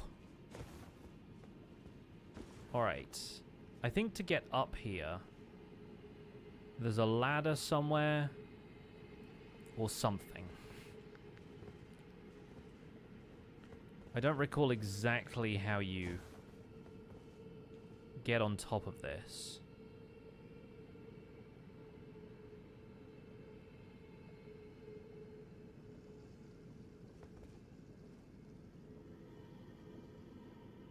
But we can go around here and we'll find out.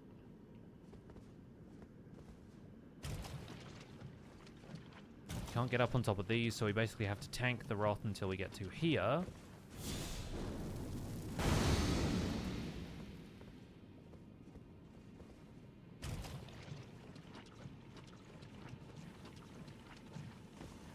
You can get some armor that gives you better immunity and some, like, accessories that give you better immunity to Scarlet Rot, but in this case, having the incantation is just the most useful way of doing this. I think I've seen over there is probably what we want to get to raise the rest of this. But over here there's a grace, so I'm probably going to go and get the grace first. Okay, now at this point, I don't have any more flasks. So the goal is get through here without getting Scarlet Rot. Wait for it to diminish. Run down, tag that grace, come back up. That's the current aim. Super fast, thank you for gifting a sub to Blast Jordan. Thank you very much. I do also have the preserving boluses just in case we need those. This is cruel. Yeah, there we go. He's got some as well.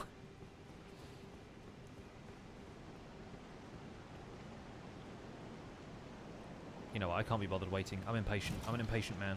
Oh, just made it. And I don't believe there's anything to fight between here and that grace, so this is our point where we turn back and we reclaim the sword. Look at that guy's shield. Look at how big this shield is. We reclaim the sword that was my birthright.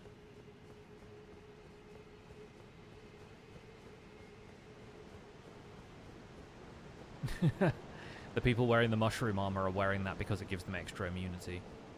But once again, you do look like a fun guy. Oh, this place is so gross. Like, the oil slick vibes is just not fun.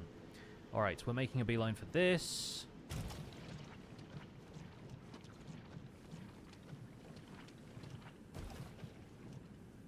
We need to break Scarlet Rot. And right, that brings us up here. Alright. We have a date with Destiny, chat. Let's make this count. I'm going to go in with as much health as I possibly can.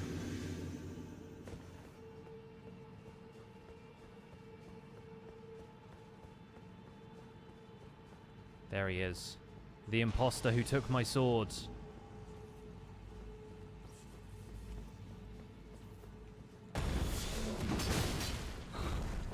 That's right, bud. I came back for you.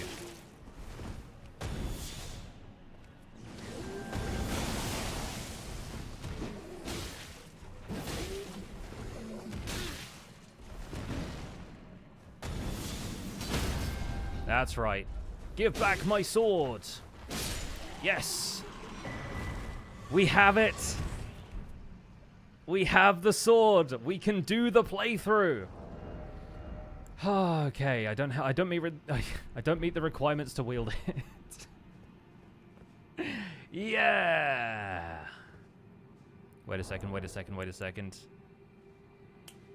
Get wrecked. Yeah.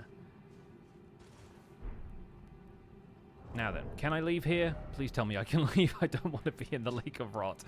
Oh, fantastic. Okay, well, let's go back to the first step. And let's assess what we need to do to actually get this playthrough started. We got the good old bravo gesture. So, right now we have a requirement of about 16,000 runes to level up. We need 18 intelligence, which is, interestingly enough, the amount we needed for the meteorite stuff, so that's good. Can we talk about how cool this sword looks, though? It's a cool-looking sword. The tree sentinel just kind of hovering in the background. All right, then. So we can't use this sword effectively, which means it won't do a great deal of damage at the moment. We'll just go and grab some runes from somewhere. I'm trying to think where the most effective place to get runes from is.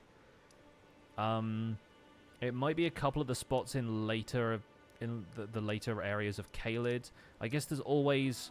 I can try doing this. I'm not very good at this trick, but there is a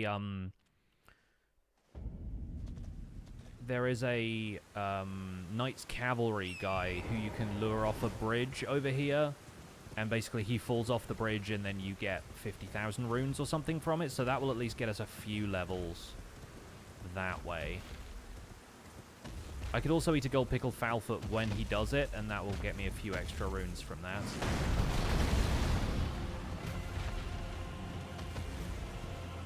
Rock sword, rock sword. Doing our best here, doing our best. Ginger, thank you for the 100 shamrocks. Says good luck with the rest of the playthrough. You are too kind, Ginger. Thank you very much.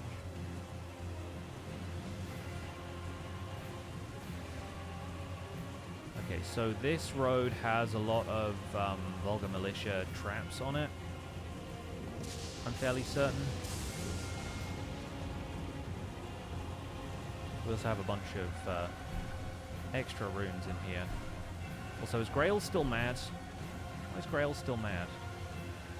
I'm so far away.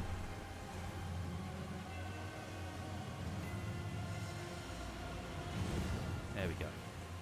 Calm down, lady. Calm down.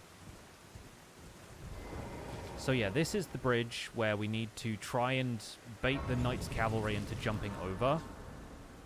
This is either going to go very well or very badly, because there are times when I have, like, lost the runes from the boss fight doing this. Oh yeah, it needs to be nighttime as well. That's the other part. And I will put a... We don't have the Golden Scarab Talisman yet, because I've not really been rune farming. We'll put the Gold Pickled Foulfoot on my carousel, just in case I have a chance to chomp that before the guy dies.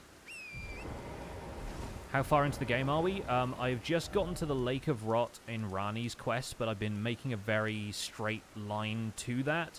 I beat Radahn as my basically only major boss. We've killed Grail. I've done a bunch of, like, the exploring that I needed to do for this build, and getting, like, a sword leveled up so that I could beat Radahn and, like, handle myself in the Lake of Rot. But I've not really fought a great deal of the other bosses, so realistically we're only about a third of the way through the actual required gameplay.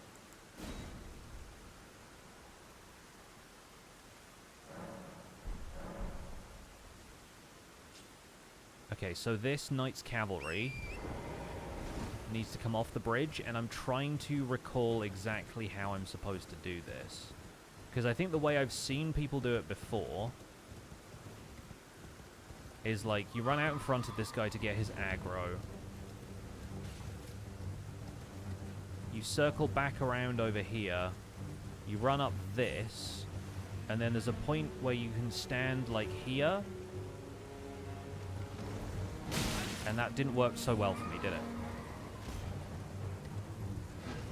But then, oh, I just used the item by mistake. Okay, well, if he doesn't die now, then he's not going to help us out with that many runes, but...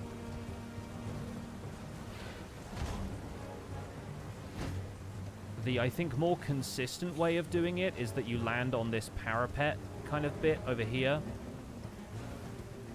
And he, like, jumps over this trying to get to you, but, like, yeah, I fall and die if I'm there, so...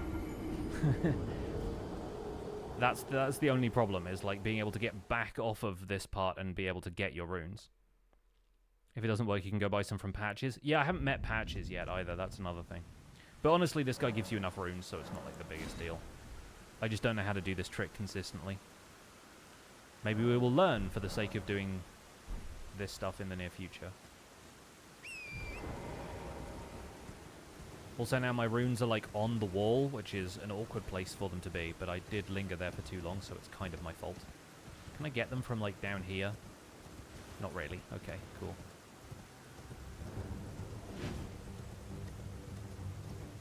If I get around here, can he be convinced to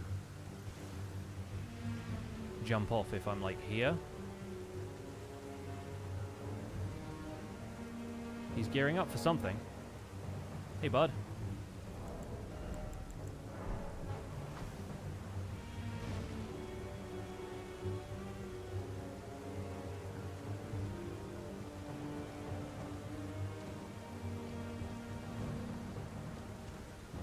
Try it.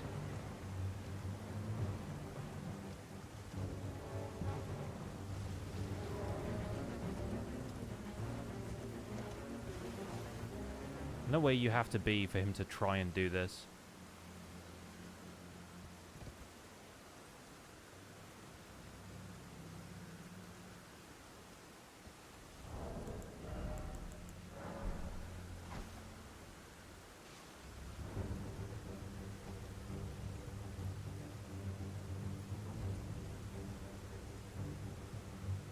He's thinking about it.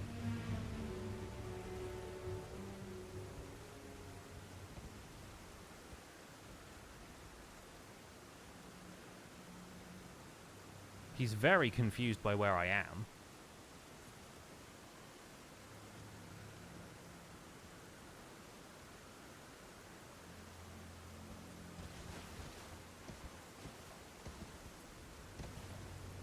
Let me at least try and get these runes back.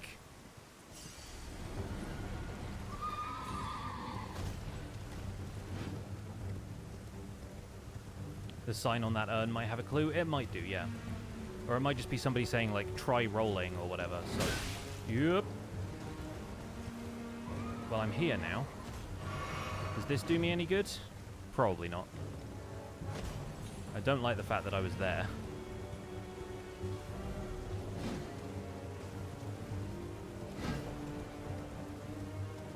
A lot of these player messages are probably going to say helpful things that I'm just... Seek jumping off. Yeah, I'm...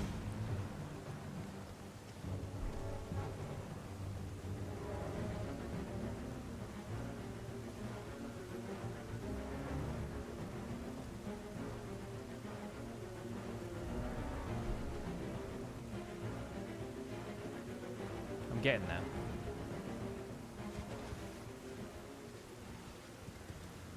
Hey man, this way. Honestly, it might have been faster to fight him legit if I was actually any good at taking down this guy when he has this much health. In the meantime, he absolutely stomps me if I let him get a charged attack off. Ugh.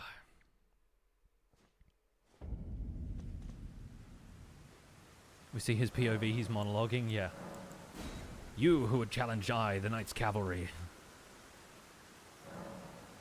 Yeah, this is like the most endgame part of Caelid. This is like where the strongest enemies in Caelid are, aside from maybe Radahn. Basically, the further east you go, the more hench the enemies get. So that's why this guy gives you quite so many runes if you pull this trick off, but I'm like not very good at doing the trick, so. No, you don't. I need my runes back. Let me see if I can try doing it this way. Okay. Now if he jumps off...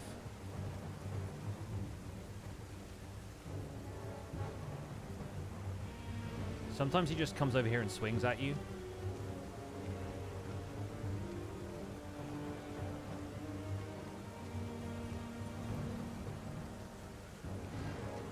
Like this.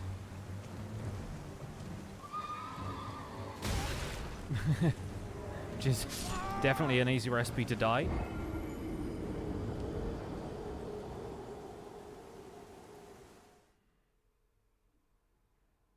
I think I need to look up how people do this.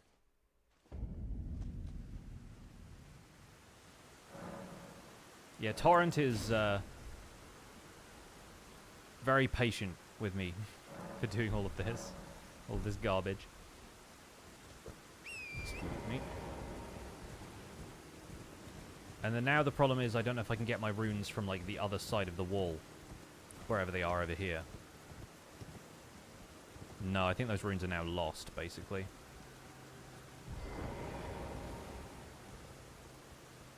So that's like 4,000 runes.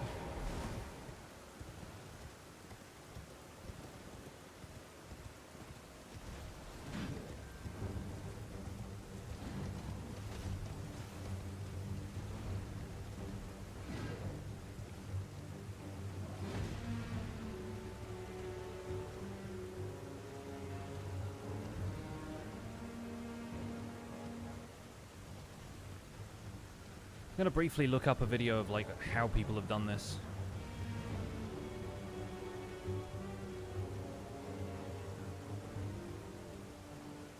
Dragon Barrow Knights Cavalry Cheese.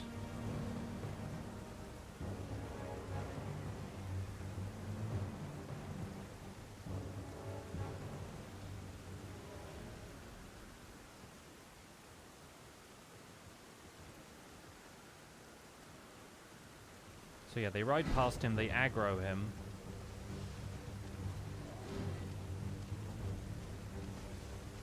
Jump over the wall onto this branch. And then they kind of like run up it on foot. Oh, and he just sort of like runs off the side, huh? Interesting.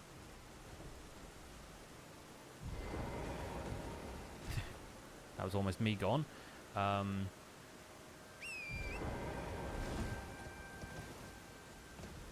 See if we can briefly reclaim these. Nice, okay. That's phase 1.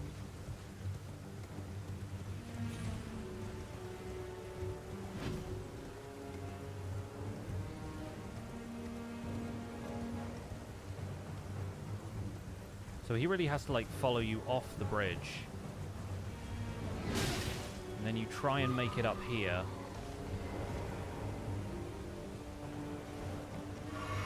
Oh, and he does that. Okay, that's how you do it, right? Yeah, being on foot for whatever reason, there we go, like 5k, 50k runes. Being on foot for some reason does it better than being on the horse does. I will try and remember that for future playthroughs, because it is a really useful cheese for getting like a ton of extra runes early game. So that will hopefully get us some of the way. It's like 2 extra points of intelligence, I think. Yeah. Okay, so now we need another... What would that be, like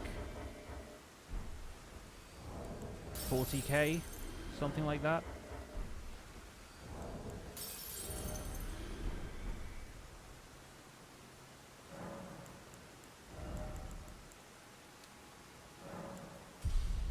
Because we need 18 now, so that'd be like... Yeah, 36. About 50, give or take. Trying to think where we can get big runes from?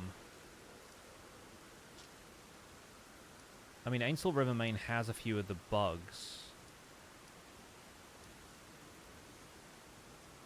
And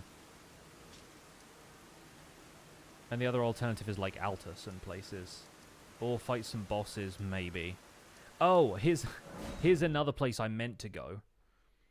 This will not get us a ton of runes, but it will at least get us, like, you know, some. There's another Onyx Lord we need to fight. Yeah, the rune farm, the problem with that is it involves going to Altus. Although I guess that's not a problem, but I kind of wanted to wait to get there until I had the weapon that I was planning on doing for the playthrough.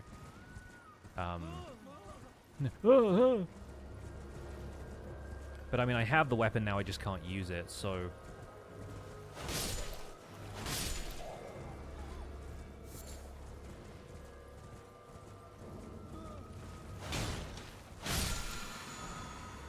Frozen armament, kind of fun. Let's at least tag this Grace, go fight the Onyx Lords. And then, yeah, maybe, like... I don't really have any other goals for this guy besides getting the meteorite sorceries, like the gravity sorceries. So we'll have to go and fight Astel at some point, but I don't want to do that yet because I'm not really that good. Maybe we could start Raya Lucaria. Because that at least gets us the fight with the other Onyx Lord there, who will get us the...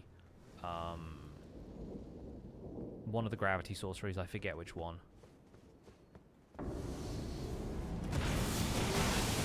Okay, he attacks faster than I remember.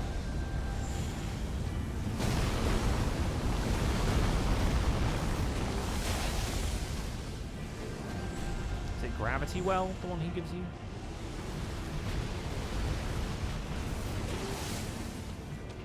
This guy's a spammer, dude.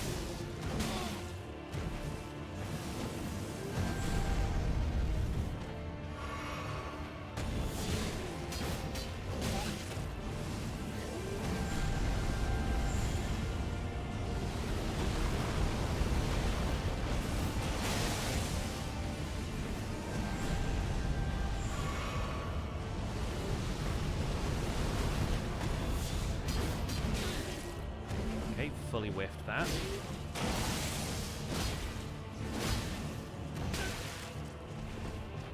Fortunately for me, he's quite interruptible.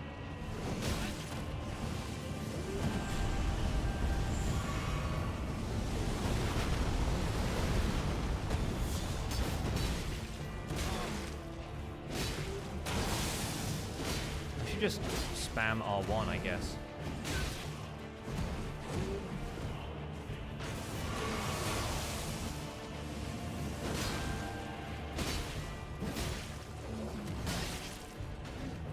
I want to do all my fancy moves, I just have to hit him a bunch.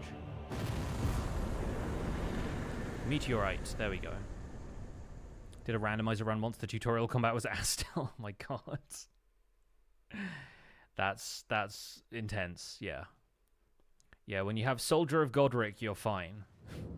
You have Soldier of Godric in, like, the Lake of Rot, and then you have Astel in the tutorial cave. That's wild. Do randomizers like that do anything as far as, like, balancing health for that stage in the game, or do they just give you the boss at whatever, whatever scaling they're at initially? Nope, just the boss? Fair. I mean, obviously harsh, but quite fair. Right, let's do Raya Lucaria. We can probably at least fight the dragon here. Like, I'm not bad at fighting the dragons on foot, and that will get us some runes. Malenia, you can turn off her heal on hit. I mean, that's reasonable, I suppose. I should also probably... I don't want to unequip that, but I want to unequip this. Just because I don't really need the seal anymore. This is the dragon that I think nobody really bothers to fight. Because all you really need to do is dodge behind it and go get the Glintstone key, right? But I like fighting the dragons in this game.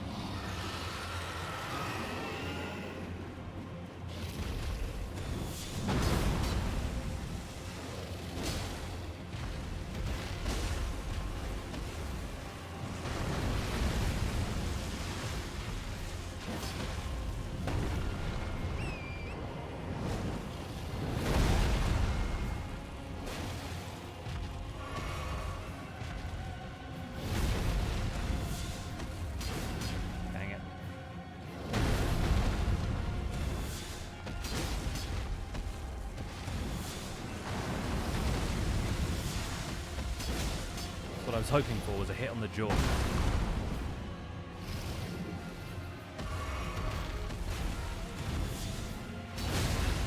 Oh, we traded that time. Not bad though.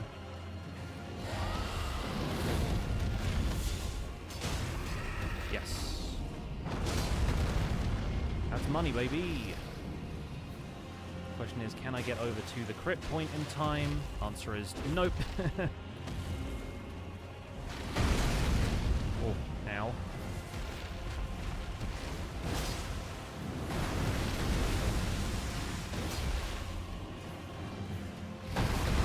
Not really flying a whole bunch, is it, this one?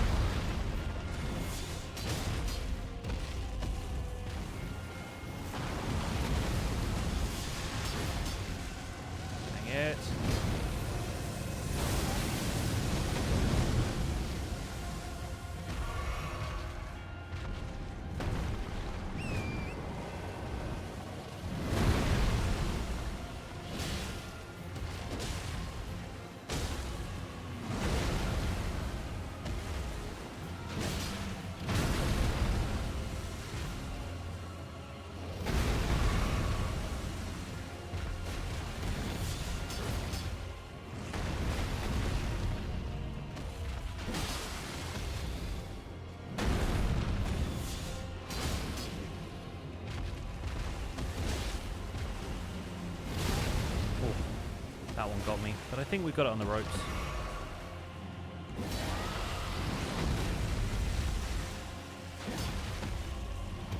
If I could hit, that'd be fine.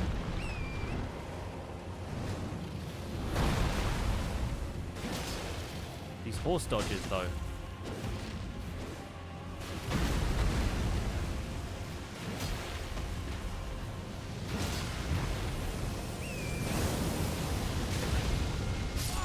Ah, so close. That's the problem, is when they start that attack, you've got to be on the horse. It's alright, we can do that fight better. If worse comes to worse, we can just go and get the key, but I would like to fight the dragon, please. I can also use my Physic Flask to get a little bit of an upper hand earlier, so I should probably do that.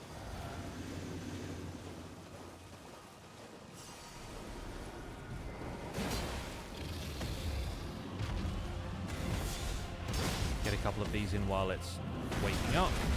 Now, woke me up a little bit.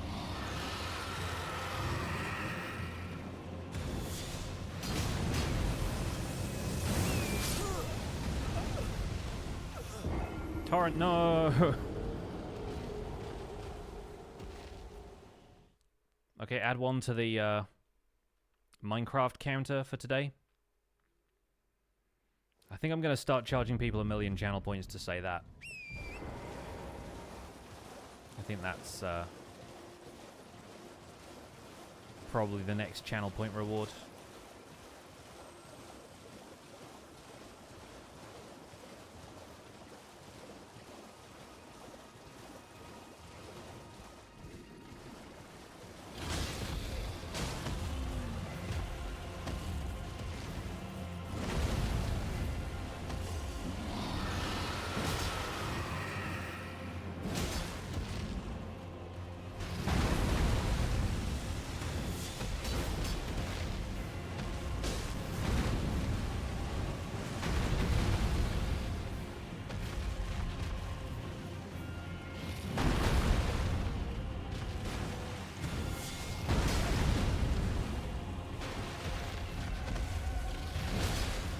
That's the stuff right there.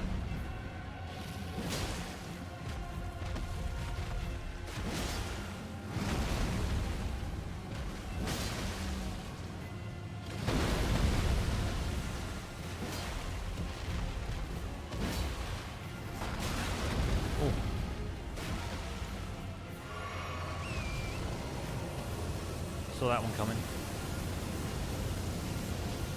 Can't really dodge it well, though. Oh, just about. Oh, and now Comet. Yeah, you don't want to keep this guy at range. He's got good ranged attacks.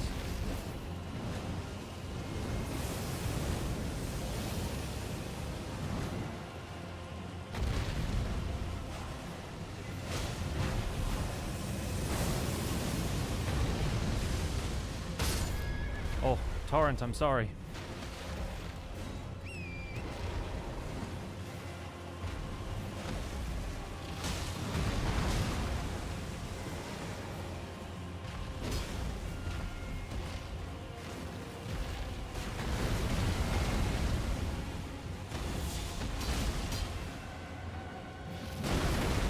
Ow.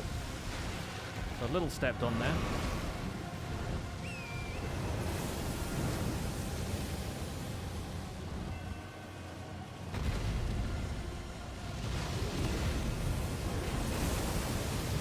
Three hits.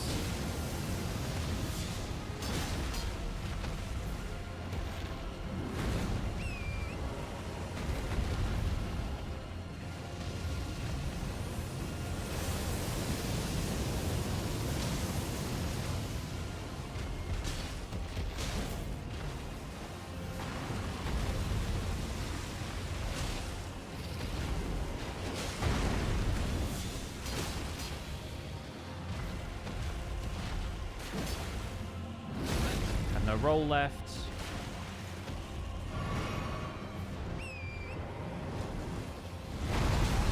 Oh, okay, that one didn't work out as well as the previous ones did, but that's fine.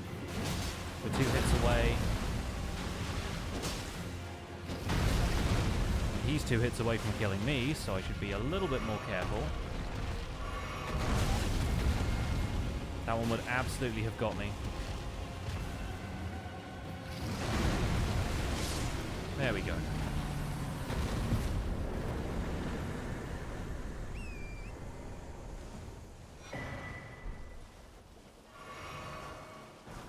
Okay, not terrible. Shout out to the Dragon Wound Grease, which is always nice to get immediately after you finish that fight.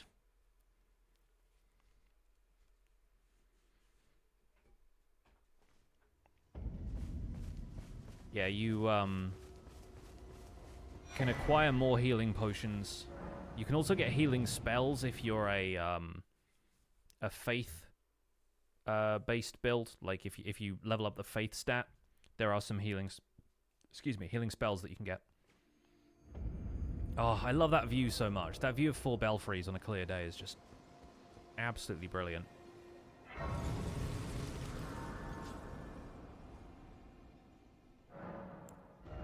Okay, now we need 1 more point in intelligence. You can get 1,200 each from these, so that's probably close to another 12k. That's still not good enough. Yeah, let's go do a bit of Raya Lucaria. We'll gain runes naturally as we travel through here anyway. We probably want to fight another Shard Bearer. We don't have to worry about Godric. I mean, to be fair, we could go and fight Rykard. I just don't really feel like doing Rykard because it often means equipping a different weapon entirely.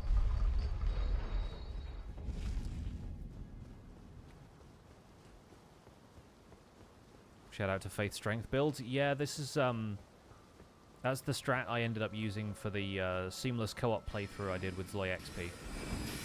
He was a prisoner start and I was a confessor, so I went Strength Faith and he went Dex Int. And I think we covered it pretty well in the end.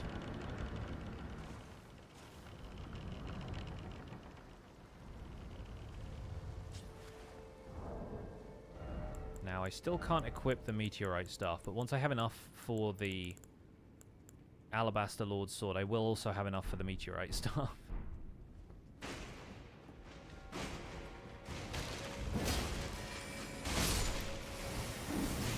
The other thing I need to do is start working on getting the other Somber Smithing Stones. So I need a Somber Smithing Stone 5 from somewhere. And I don't know if I can get it in here or if I have to go to Caelid or Altus for that. I'm pretty sure there's like a 3 or 4 around here. Yeah. I just need to be able to level up the sword once I've got it so that it actually scales well with my stats. Rykard favorite gimmick boss? Yeah, totally. Like, he is the big gimmick boss of this game.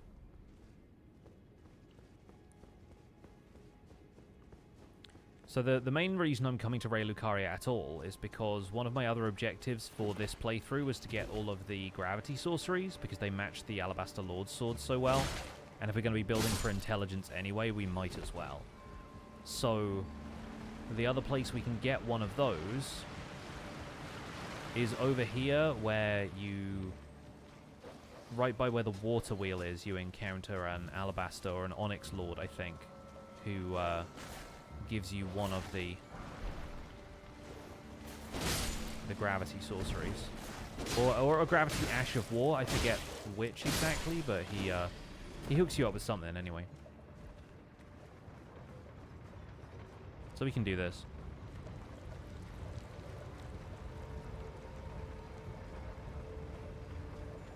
And this is where you get another Somber Smithing Stone, I think.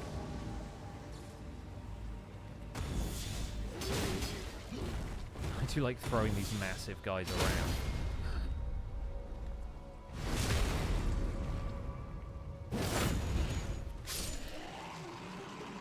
But see what I mean? These guys basically wear the equivalent of the Wretch loincloth, and I'm like, how do I emulate that armor-wise? I think Alabaster Lord has to strike out on his own, stylistically.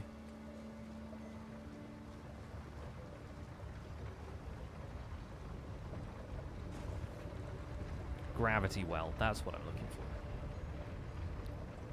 Pretty similar to Goldmask's clothes. Yeah, maybe we can kind of cosplay as Goldmask, which is weird because we're not really at all interested in the Golden Order stuff.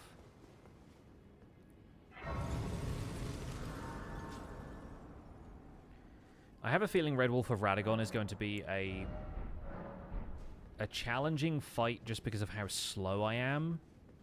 But I think if we can get a couple of, like, decent hits in, we'll probably be able to take care of him.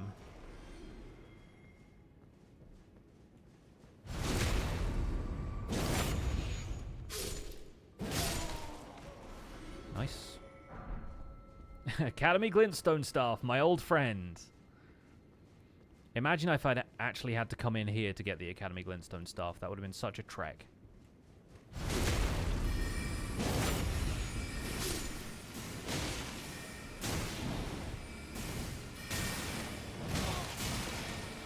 Wow, getting absolutely cleaned up in here, apparently. Speaking of cleaning up, the jar is here.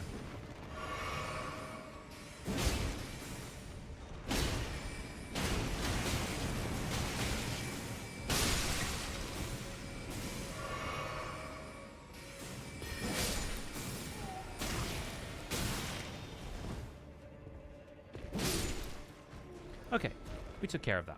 That's all well and good. The jar with the steel chair, I know.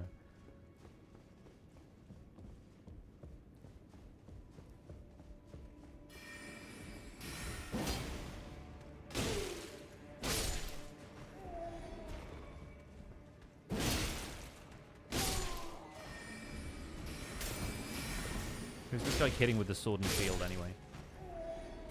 You're supposed to be a wizard, my dude. Can also do this little diversion.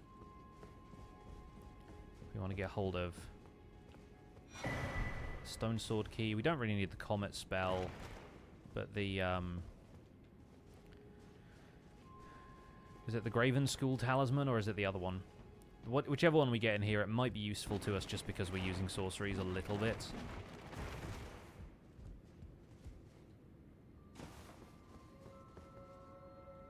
This guy.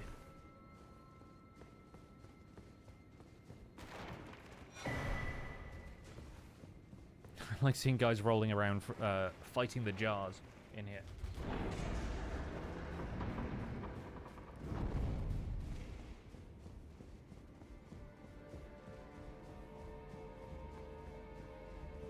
All right.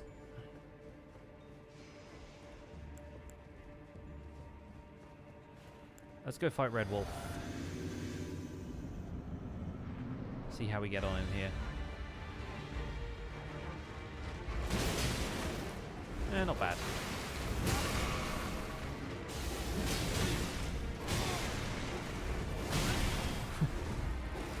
Get pasted pretty much right away, but then...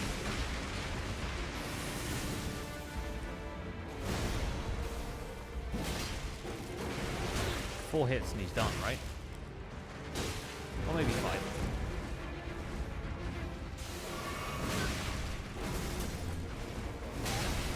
Give me the courtesy of getting some charge up time in there. No! Oh, I thought I died. I thought I got killed right after, but no, we made it. What's up, Boz? Yes, Firefox did get a little feisty, yeah.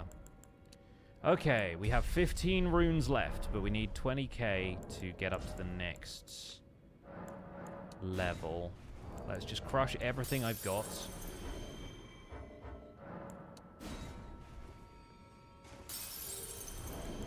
We could be there. We could be there.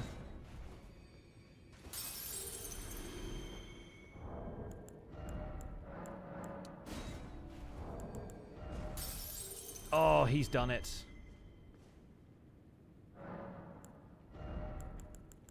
At last, I'm intelligent enough to use a sword. Oh, it feels good, friends. It feels right. It even matches the blue on the drip a little bit. Honestly, I'm enjoying that. That's a hefty R2. It doesn't quite do the Lord Sworn's Greatsword, like, running R2. It's not got, like, the swing, the turn and swing, you know? But we'll see how we get on. We can also now finally equip this, which means we can use some sorceries. Not the sword and sorcery combo I was expecting, but again, this is part of the reason we're doing a playthrough like this, is to learn some of this stuff. I also need 30 intelligence to learn Meteorite. I don't know if I will bother learning Meteorite. But it has Alabaster Lord's Pull, which is this. Massive AoE, pulls everything in towards you, and then big swing. Like, I think we can pull some pretty effective combos off of that. Main thing I need to do now is go and level this up. So we do need some runes to actually buy the upgrades, but let's see how much it costs first.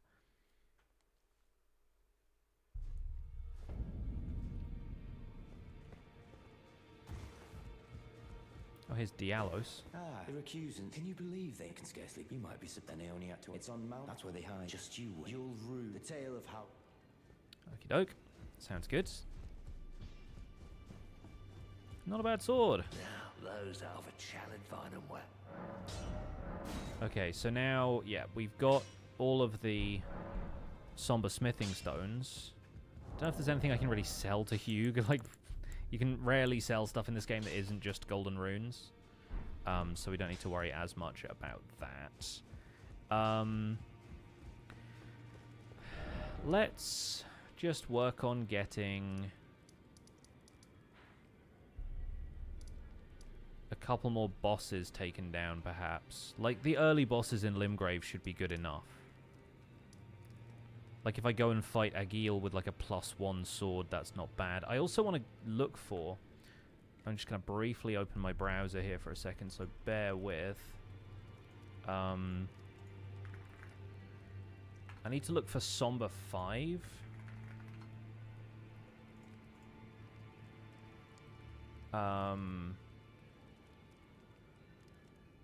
Found behind a school of graven mages south of Deep Siofra Well Grace.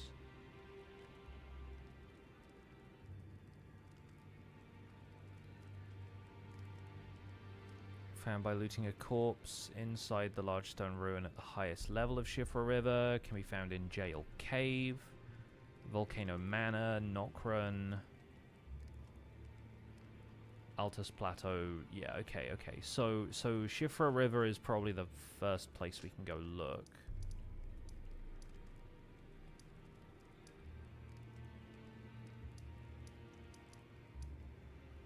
And that's the grace that's over here, right? Are there any sort of joke weapons, for lack of a better word, in this game? Something ridiculous like a broom or something? There is a giant finger that you use to flick people. There's also the jar cannon, which is ridiculous because it's like artillery, basically. It's like a mortar. But the finger is a weapon I don't think I've ever used.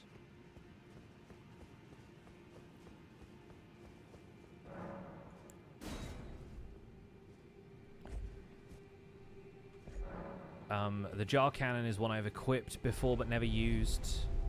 There are a lot of playthroughs of this I'm very much looking forward to. Also, is it me or from certain angles does this guy look like a Matt Smith character? I think it's the hair more than anything. Will there be a finger playthrough? I mean, if we ever get that far, yes. Provided that it's a weapon I can acquire in the game, I do plan on using it.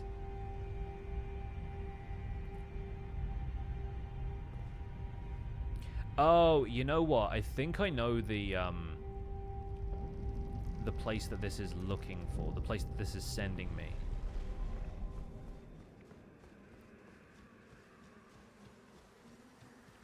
Because it says it's south, and that means it's at the end of here, which means it's actually more accessible, I think, from Aeonia Swamp. Why does that sound like my Minecraft Dungeons character? Boz, I've done a Barefist Steve run of Elden Ring. Which is the spiked cestus is basically like a pair of spiked gauntlets that you can wear. And I just punch everything in the game, and it's incredible. It's glorious.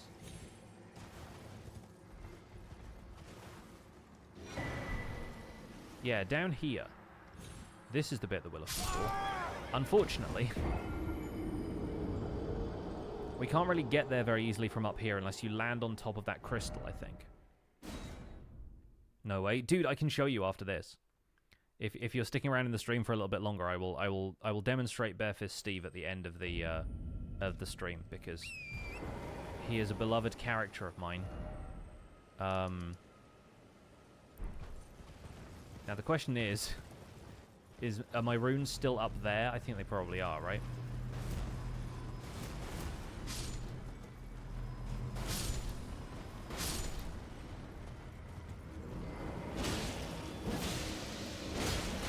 Oh yeah, this is the thing that just casts that mist spell.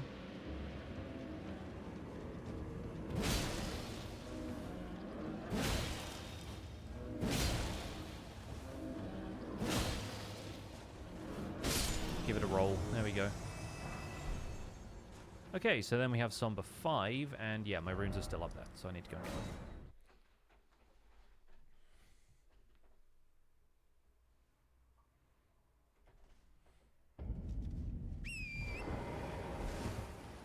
I need to go and get them whilst also avoiding being absolutely destroyed by this rune bear,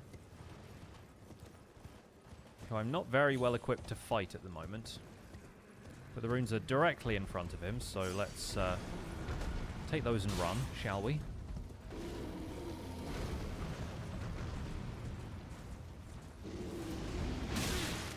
Yep, he can also yell at me from a distance, which causes damage. There we go. So, I guess we could go do the Regal Ancestor fight, and that'll get us some runes, and it's probably not too difficult for a sword at this upgrade level.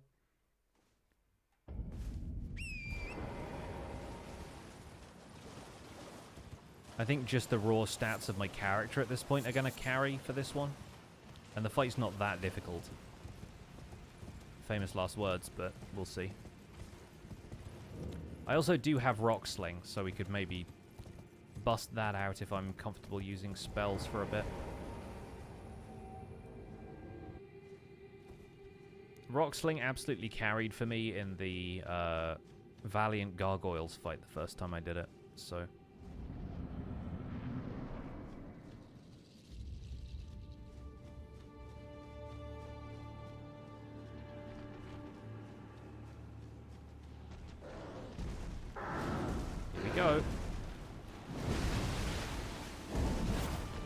Too slow. Worth knowing. Oh yeah, no, this is gonna absolutely crush it.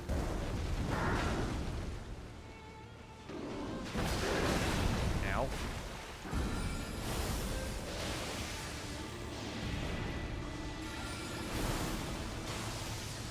Oh, Rock Sling, it's been a while.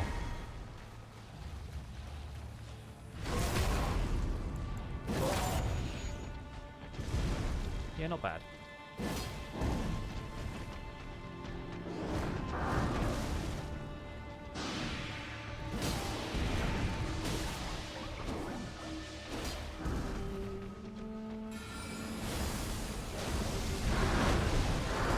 Nice dodge.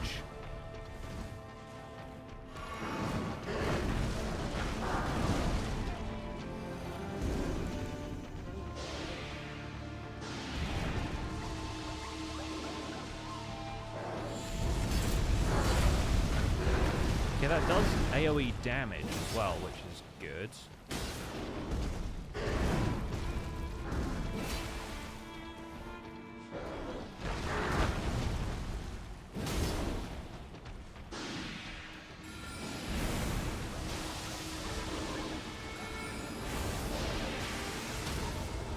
Nice.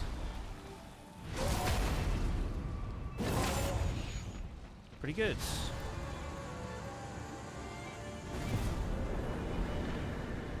I would start running for the middle here because that's how you get out of here, and then it takes so long for you to leave otherwise. If you're like right at the edge of this, you're running for like a half hour. Not bad, not bad. I like this sword so far. I think it just needs upgrading, so I'm dealing hella damage, and then I think I'll be a lot more comfortable. But we do have Somber Smithing Stones up to 6 now, so this should be a pretty straightforward upgrade. I didn't notice you there. I'll be doing my job. Just lay out your arms. Okay, cool. Now we need Somber Smithing Stone 7. Let's see if we can get hold of that yet.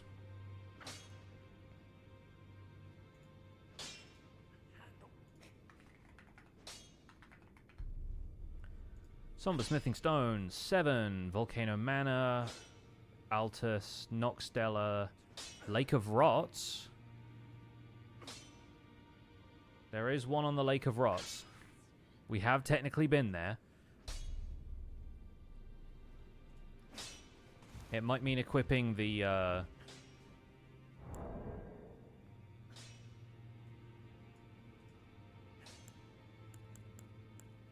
talisman again, the finger seal again. And then Somber Smithing Stone 8. There are 2 of those in the Lake of Rot as well.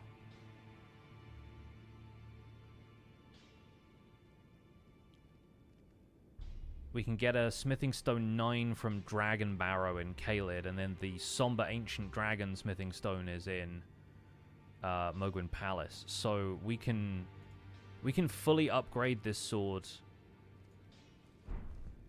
if we just go and do a bit more of Vare's quest. That's wild. Alright, let's go to the Lake of Rot again. Didn't think we'd be back here so soon, but let's briefly check in on where we can find these.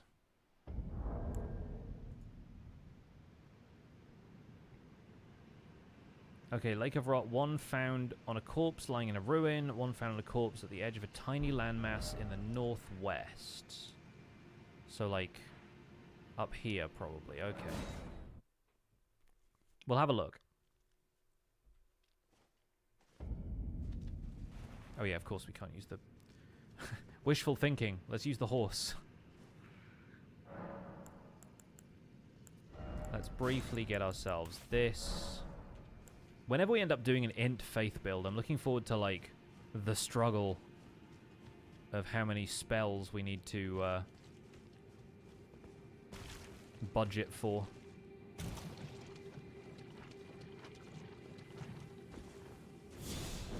I assume it's that over there. That's going to be a pain to get to, especially with these guys around. Or maybe it's talking about that one over there. There's so many items out here. Oh, okay, cool.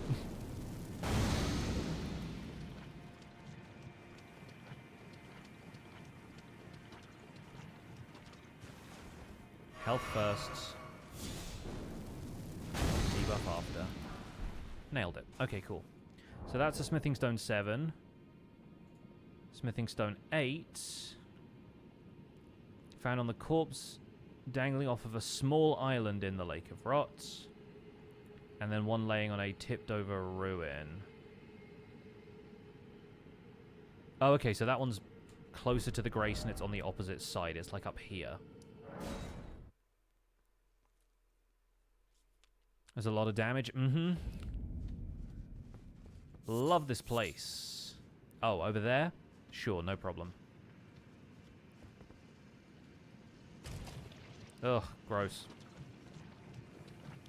Doing a 3-point landing in the Lake of Rot is not great. But there's our Somber 8. Let's get out of here, and then the Somber 9 is in Dragon Barrow.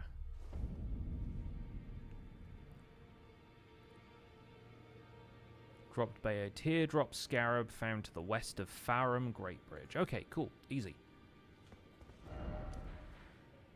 Farum Great Bridge is this one. Just need to search for a teardrop scarab around here, and we can get this sword to +9. And then I think we will go to the Altus Plateau.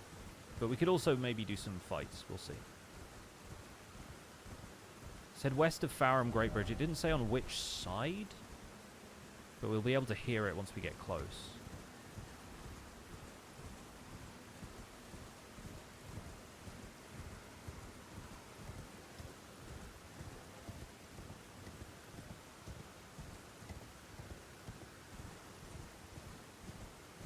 Can also probably fight these guys with minimal issues.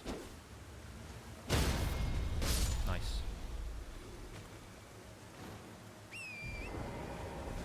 Yeah, I'm wondering if it means on the opposite side.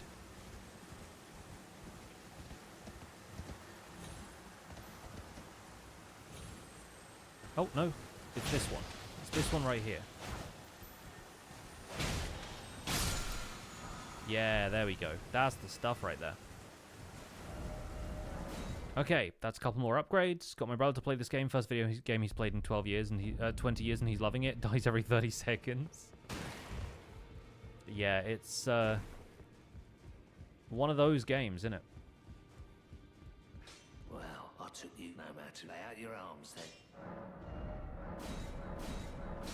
Okay, cool. Now all we need is the Somber Dragon Smithing Stone, and this thing is fully upgraded. Basically the same day we found it. So let's go to Ravine Village. Let's climb to the top of this, fight Magma Wyrm, and then we'll come back and we'll do Vare's quest, huh? Is this genuinely the only... No, it's not the only grace I have. I knew we'd got further in this. Back when we were upgrading the Lordsworn Greatsword. We just haven't got all the way up to Magma Wyrm yet.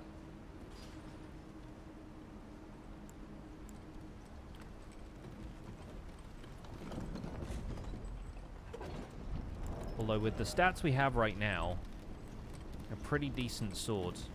I think Magma Wyrm's going to go down pretty easy. That would be my hope, at least.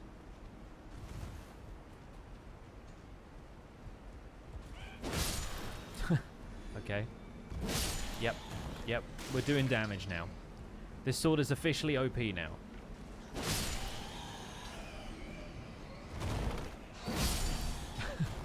Cool.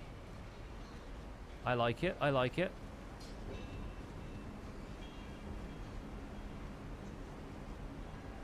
There's one more that comes from up here. But I think he's up there. Yeah. He's staying where he is. Mostly didn't want to get knocked off the ladder.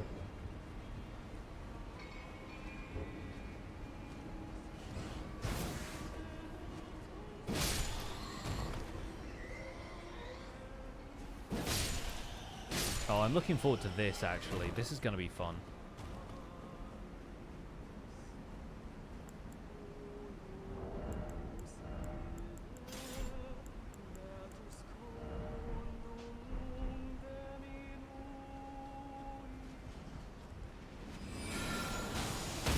Get wrecked. Get absolutely dunked on. Don't even care that I'm poisoned.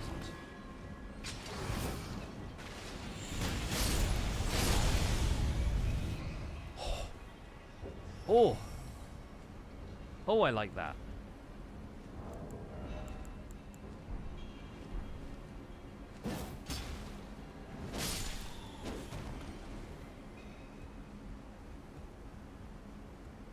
Yeah, the gravity spells actually automatically stagger flying enemies, or at least like they pull them out of the air and make it very easy for you to fight them. So that is going to be quite useful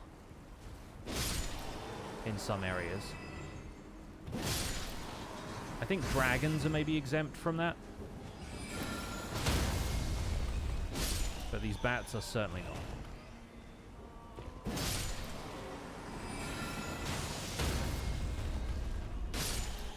It's so satisfying dealing with flying enemies this way. Oh, we've been here already, I remember. I'm looking for all the smithing stones we've already gathered. Poison is just par for the course here? Yeah. I think this guy has a rune arc. It's funny, the only rune I have right now is Radahn's. So we could maybe even go and cash that in at the Caelid Divine Tower.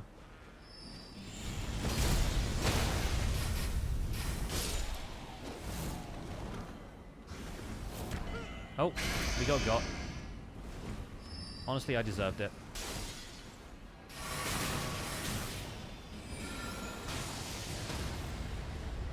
Then she deserved this.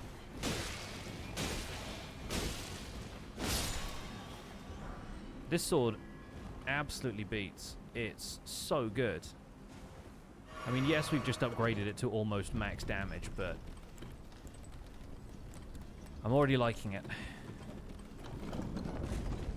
I honestly didn't use gravity magic to its fullest potential when I've dabbled in sorcery stuff before, so this is going to be an eye-opening playthrough, I think.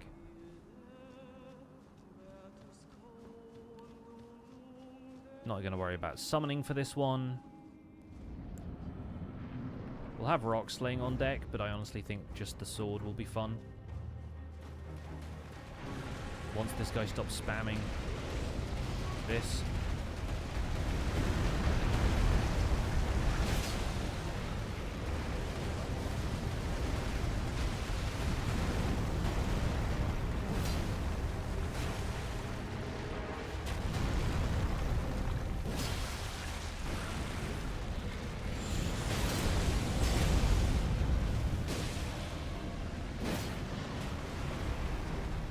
Back here, you.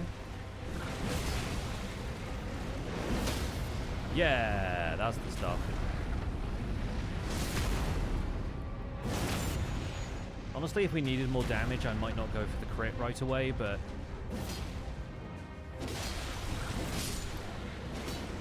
that is a pretty solid fight, I think. They're never the hardest bosses, but honestly, with this weapon now, I'm so confident that we're going to go the distance. I like this sword a lot. So we get pretty decent increases from any of the stats now, strength, dex, or ints. So I think we'll max out strength and probably a bit more vigor, and then we'll work on dex and int. Dex is going to make the swing time a little bit more bearable.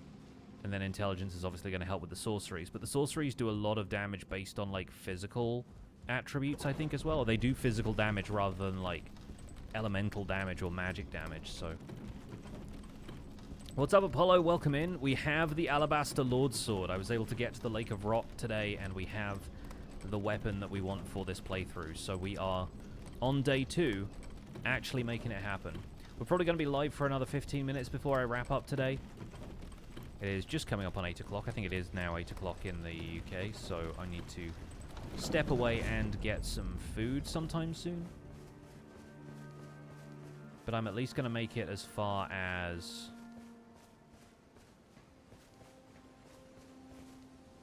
the map on Altus Plateau, I think.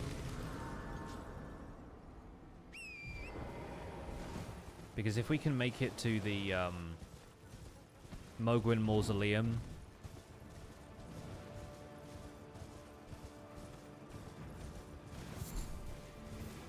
honestly, like, let's try and make it to the Mogwin Mausoleum now. And then, yeah, ignore Landsax. Let's try and make it to the Mogwin Dynasty Mausoleum now, and then I'll just do some leveling up in between streams.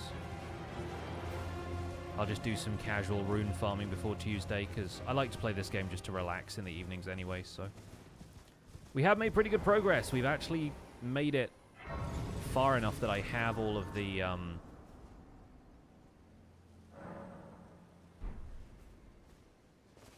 stuff that I need for this playthrough now. Like, the only thing we're missing at this point from my list of equipment is a couple of talismans that will support this sword pretty well, I think.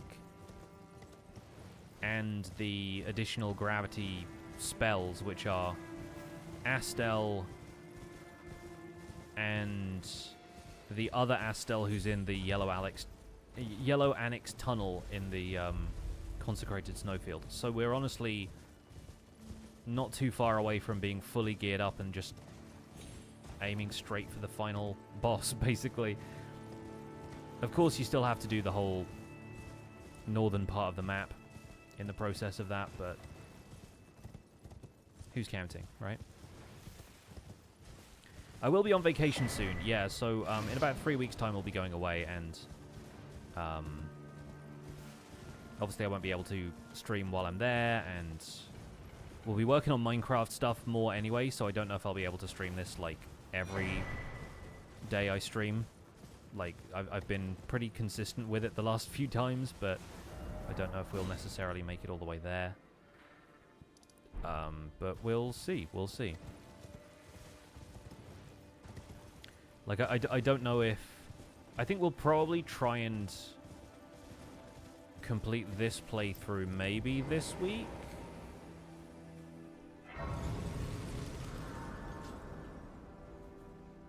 So fun you can avoid certain bosses along the road depending on the storyline you're making? Yeah. Okay, we had our 3 golden seeds. We can talk to Melina, I guess. The Erd tree is close. The Erd only a little. It takes me. I was born where mother gave, though now the reason. We haven't met Bok, so it's kind of weird that all of the signs around Bok are for that, and he's just not there. Yeah, so I'm going to grab the Grace at Windmill Town, or maybe Bridge of Iniquity. I think those will be the easiest way of warping back up here once we have Vare's invasion quests, mission quest thing. And then we'll need to go back to the Rose Church in Liurnia for that. But if I can get the Pure Blood Knight's Medal tonight, then... like, it's not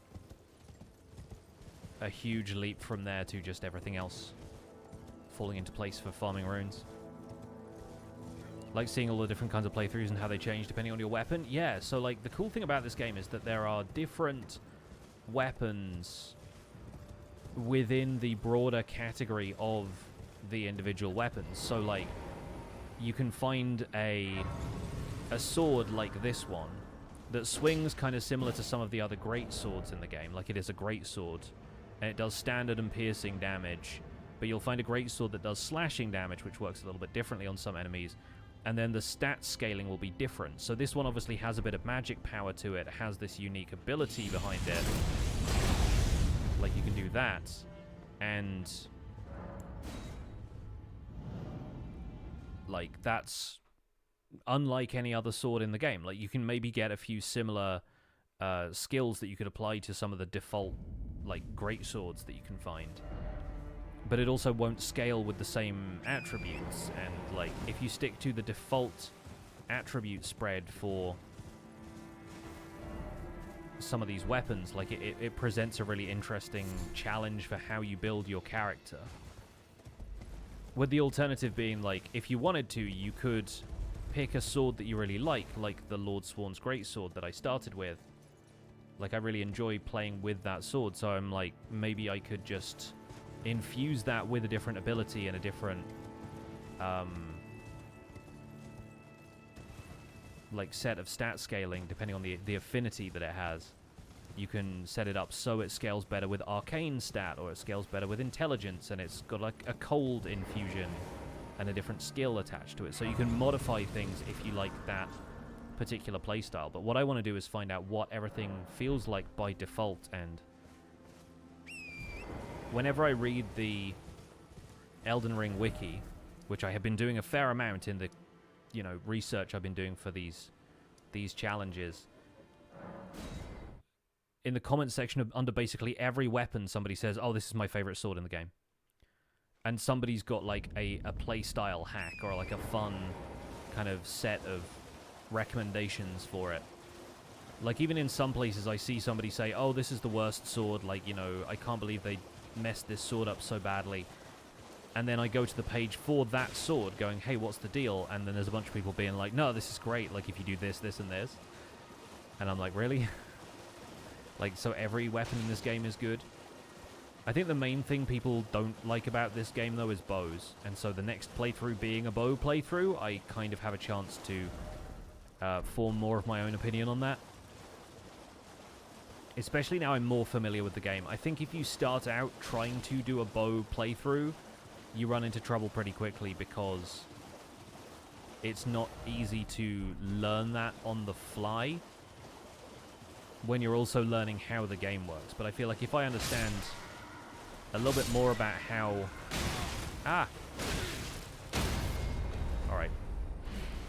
Absolutely crushed me. Well done. And he cartwheels away. If I know enough about the game, then I feel like the bow stuff isn't going to throw me quite as much, you know?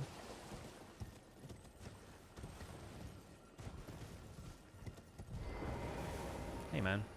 You claim what? My doubt. Words are truly. I believe. Even words. That's the. Oh. A means. Give it a try. And if it please, I've high. Alright, so now we go back to Altus. We go fight this one invasion in the ruins. Then we go to 4 belfries. And then we are good.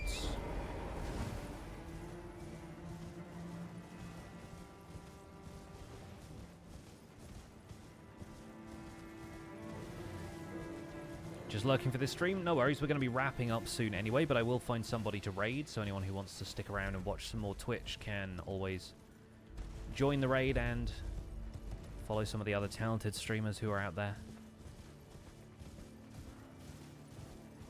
Bunch of Erdtree soldiers up here. But I think it's in this room. We hit this up.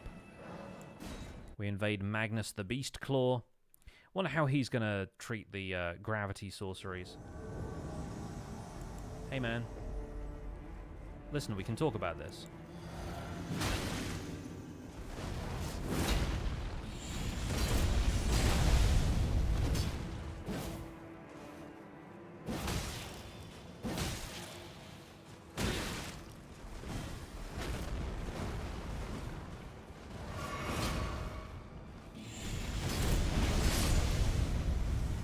I like this. I can get used to this sword. He doesn't look like the talking type. He is really not. Wonder if you'll end up loving a specific weapon the most while doing this challenge. What I hope for is a pretty holistic look about everything being possible, you know? I already have a couple of weapons in this game that I absolutely love. Like, the Spike Cestus playstyle is still really, really fun. it's got its faults. Like, there are some weapons, there are some enemies that you really can't hit very well with the fist attacks. Like, the hitboxes just aren't set up for you to be able to punch everything from ground level. So yeah, there's some stuff that's a little bit awkward for that, but I still love that playstyle so much. Moonveil, the katana, was one of my favorite weapons from my original playthrough because it absolutely wrecks everything, and is apparently people's weapon of choice in PvP as well because of it having a really good, like, poise damage move that's very, very fast and hard to react to. I wish to anoint a knight luminary. So.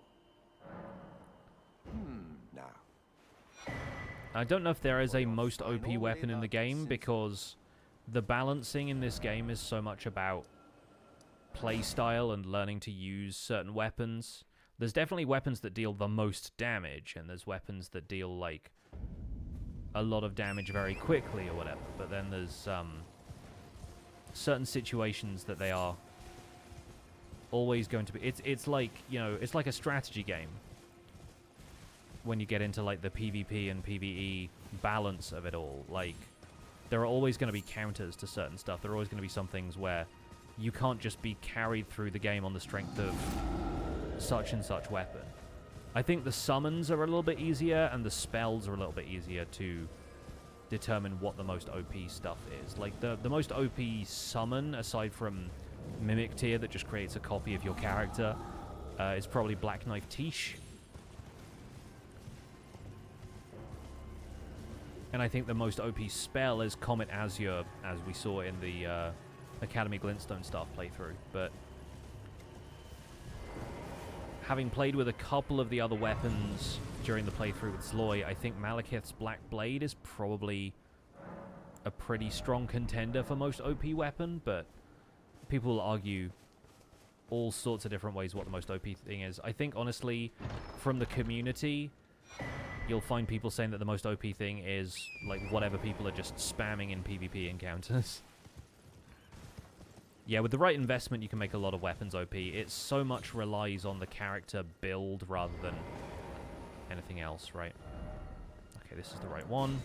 We're going to go back and beat the Grafted Scion, which, in between playthroughs, like, and in between streams, I had a thought of, like, sooner or later, I'm going to have to start a playthrough based around the weapon you get for beating Grafted Scion, which is not until the O's because it is Ornamental Straight Sword.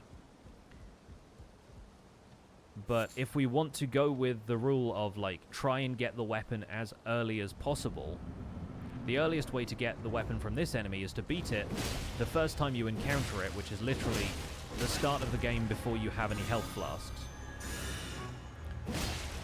And so I started a playthrough with a blank character, like with a default samurai.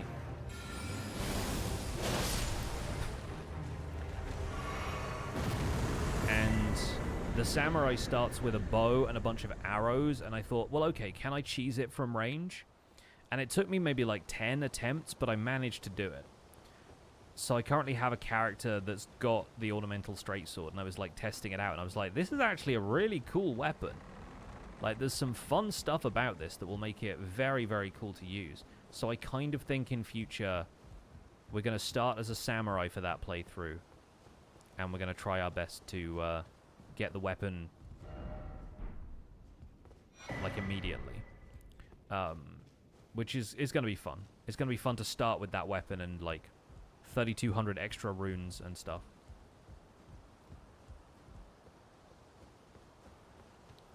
You can also hop up here, get the Stormhawk King,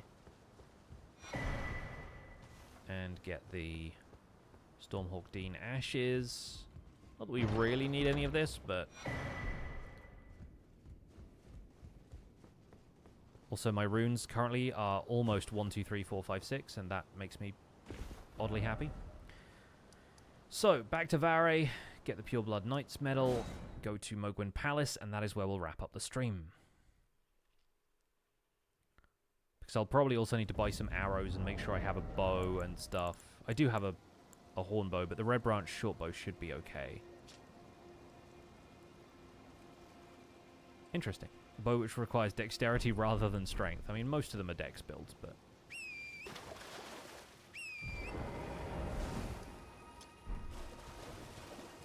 This time I'm going to use the beacon to guide me a little bit because I feel like I always end up either going too far east or too far west when I leave here.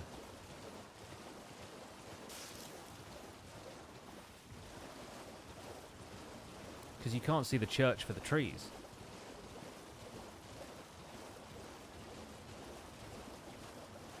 See you later, Nordic. We're going to be wrapping up here anyway. It is time for me to go and get some food, but we just need to make one more quick step after this.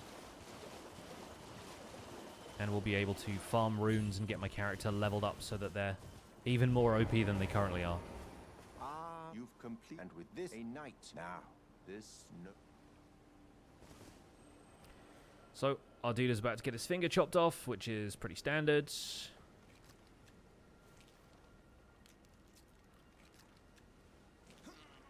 Oh, good heavens. Clench your teeth or something.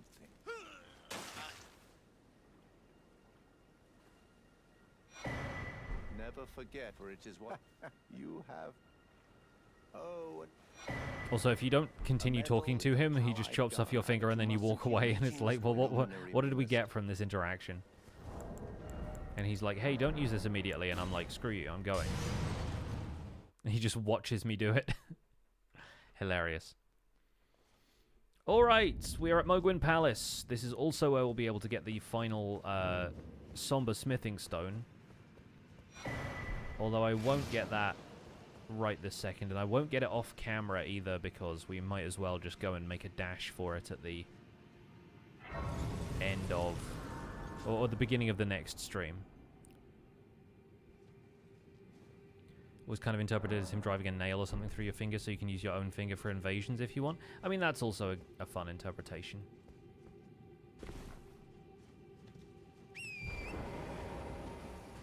But let's get to the Palace Approach Ledge Road.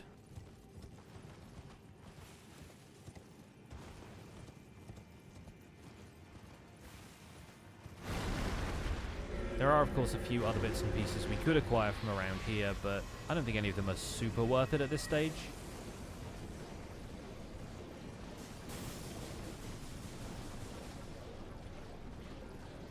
Also, I'm glad that this route avoids all of the invasions. This, like, little cluster of Albinorics. I honestly wonder if the Alabaster Lord's pull skill is going to be good at dealing with all of these Albinorics in the same way that the Waves of Gold attack from the Sacred Relic Sword is. Because I do kind of wonder if farming the Albinorics here might be another good strat. Like this.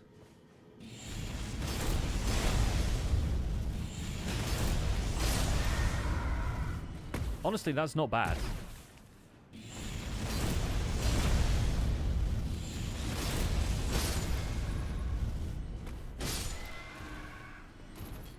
I think we can make that work. Potentially. The trick is to avoid getting hit by any of the red guys because they deal way more damage. But like if we hop in the middle of here somewhere and just do this.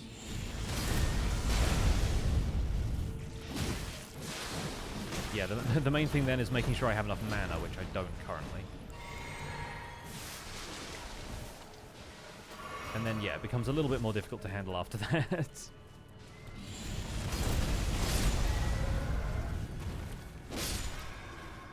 Fun, though.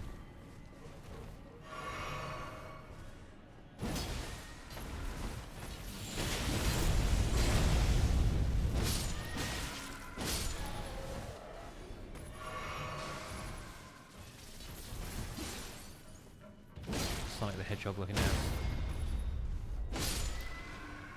Alright, yeah, I think birds are a little bit more relaxing, and that attack, while fun, is not quite as quick. So we'll do birds. But yeah, now we're here. That's where we'll wrap up the stream. I'll do a bunch of leveling off camera. We have enough runes to level up twice now, so we'll get our strength up a little bit more, I think.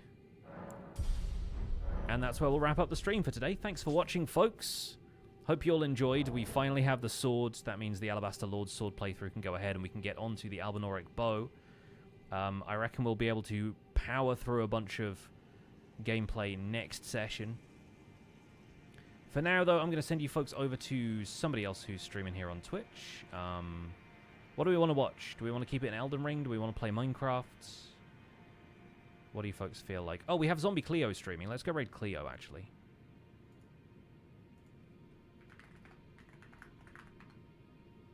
Looks like Cleo is just playing on Hermitcraft, doing wizard interiors, although it looks like an exterior right now. We'll find out what the wizard stuff is all about. But go say hi to Cleo for me. Use your Pixel Hype emotes and the hashtag PixelRaid to show some love. I'll be back with you folks on Tuesday for another Minecraft stream, possibly followed by some Elden Ring. We'll see what we have time for. And Choppin' Tuesday will be back in effect. I also have a Minecraft survival guide video coming out tomorrow, so stay tuned for that. In the meantime, have a good one. I'll see you all soon. Bye for now.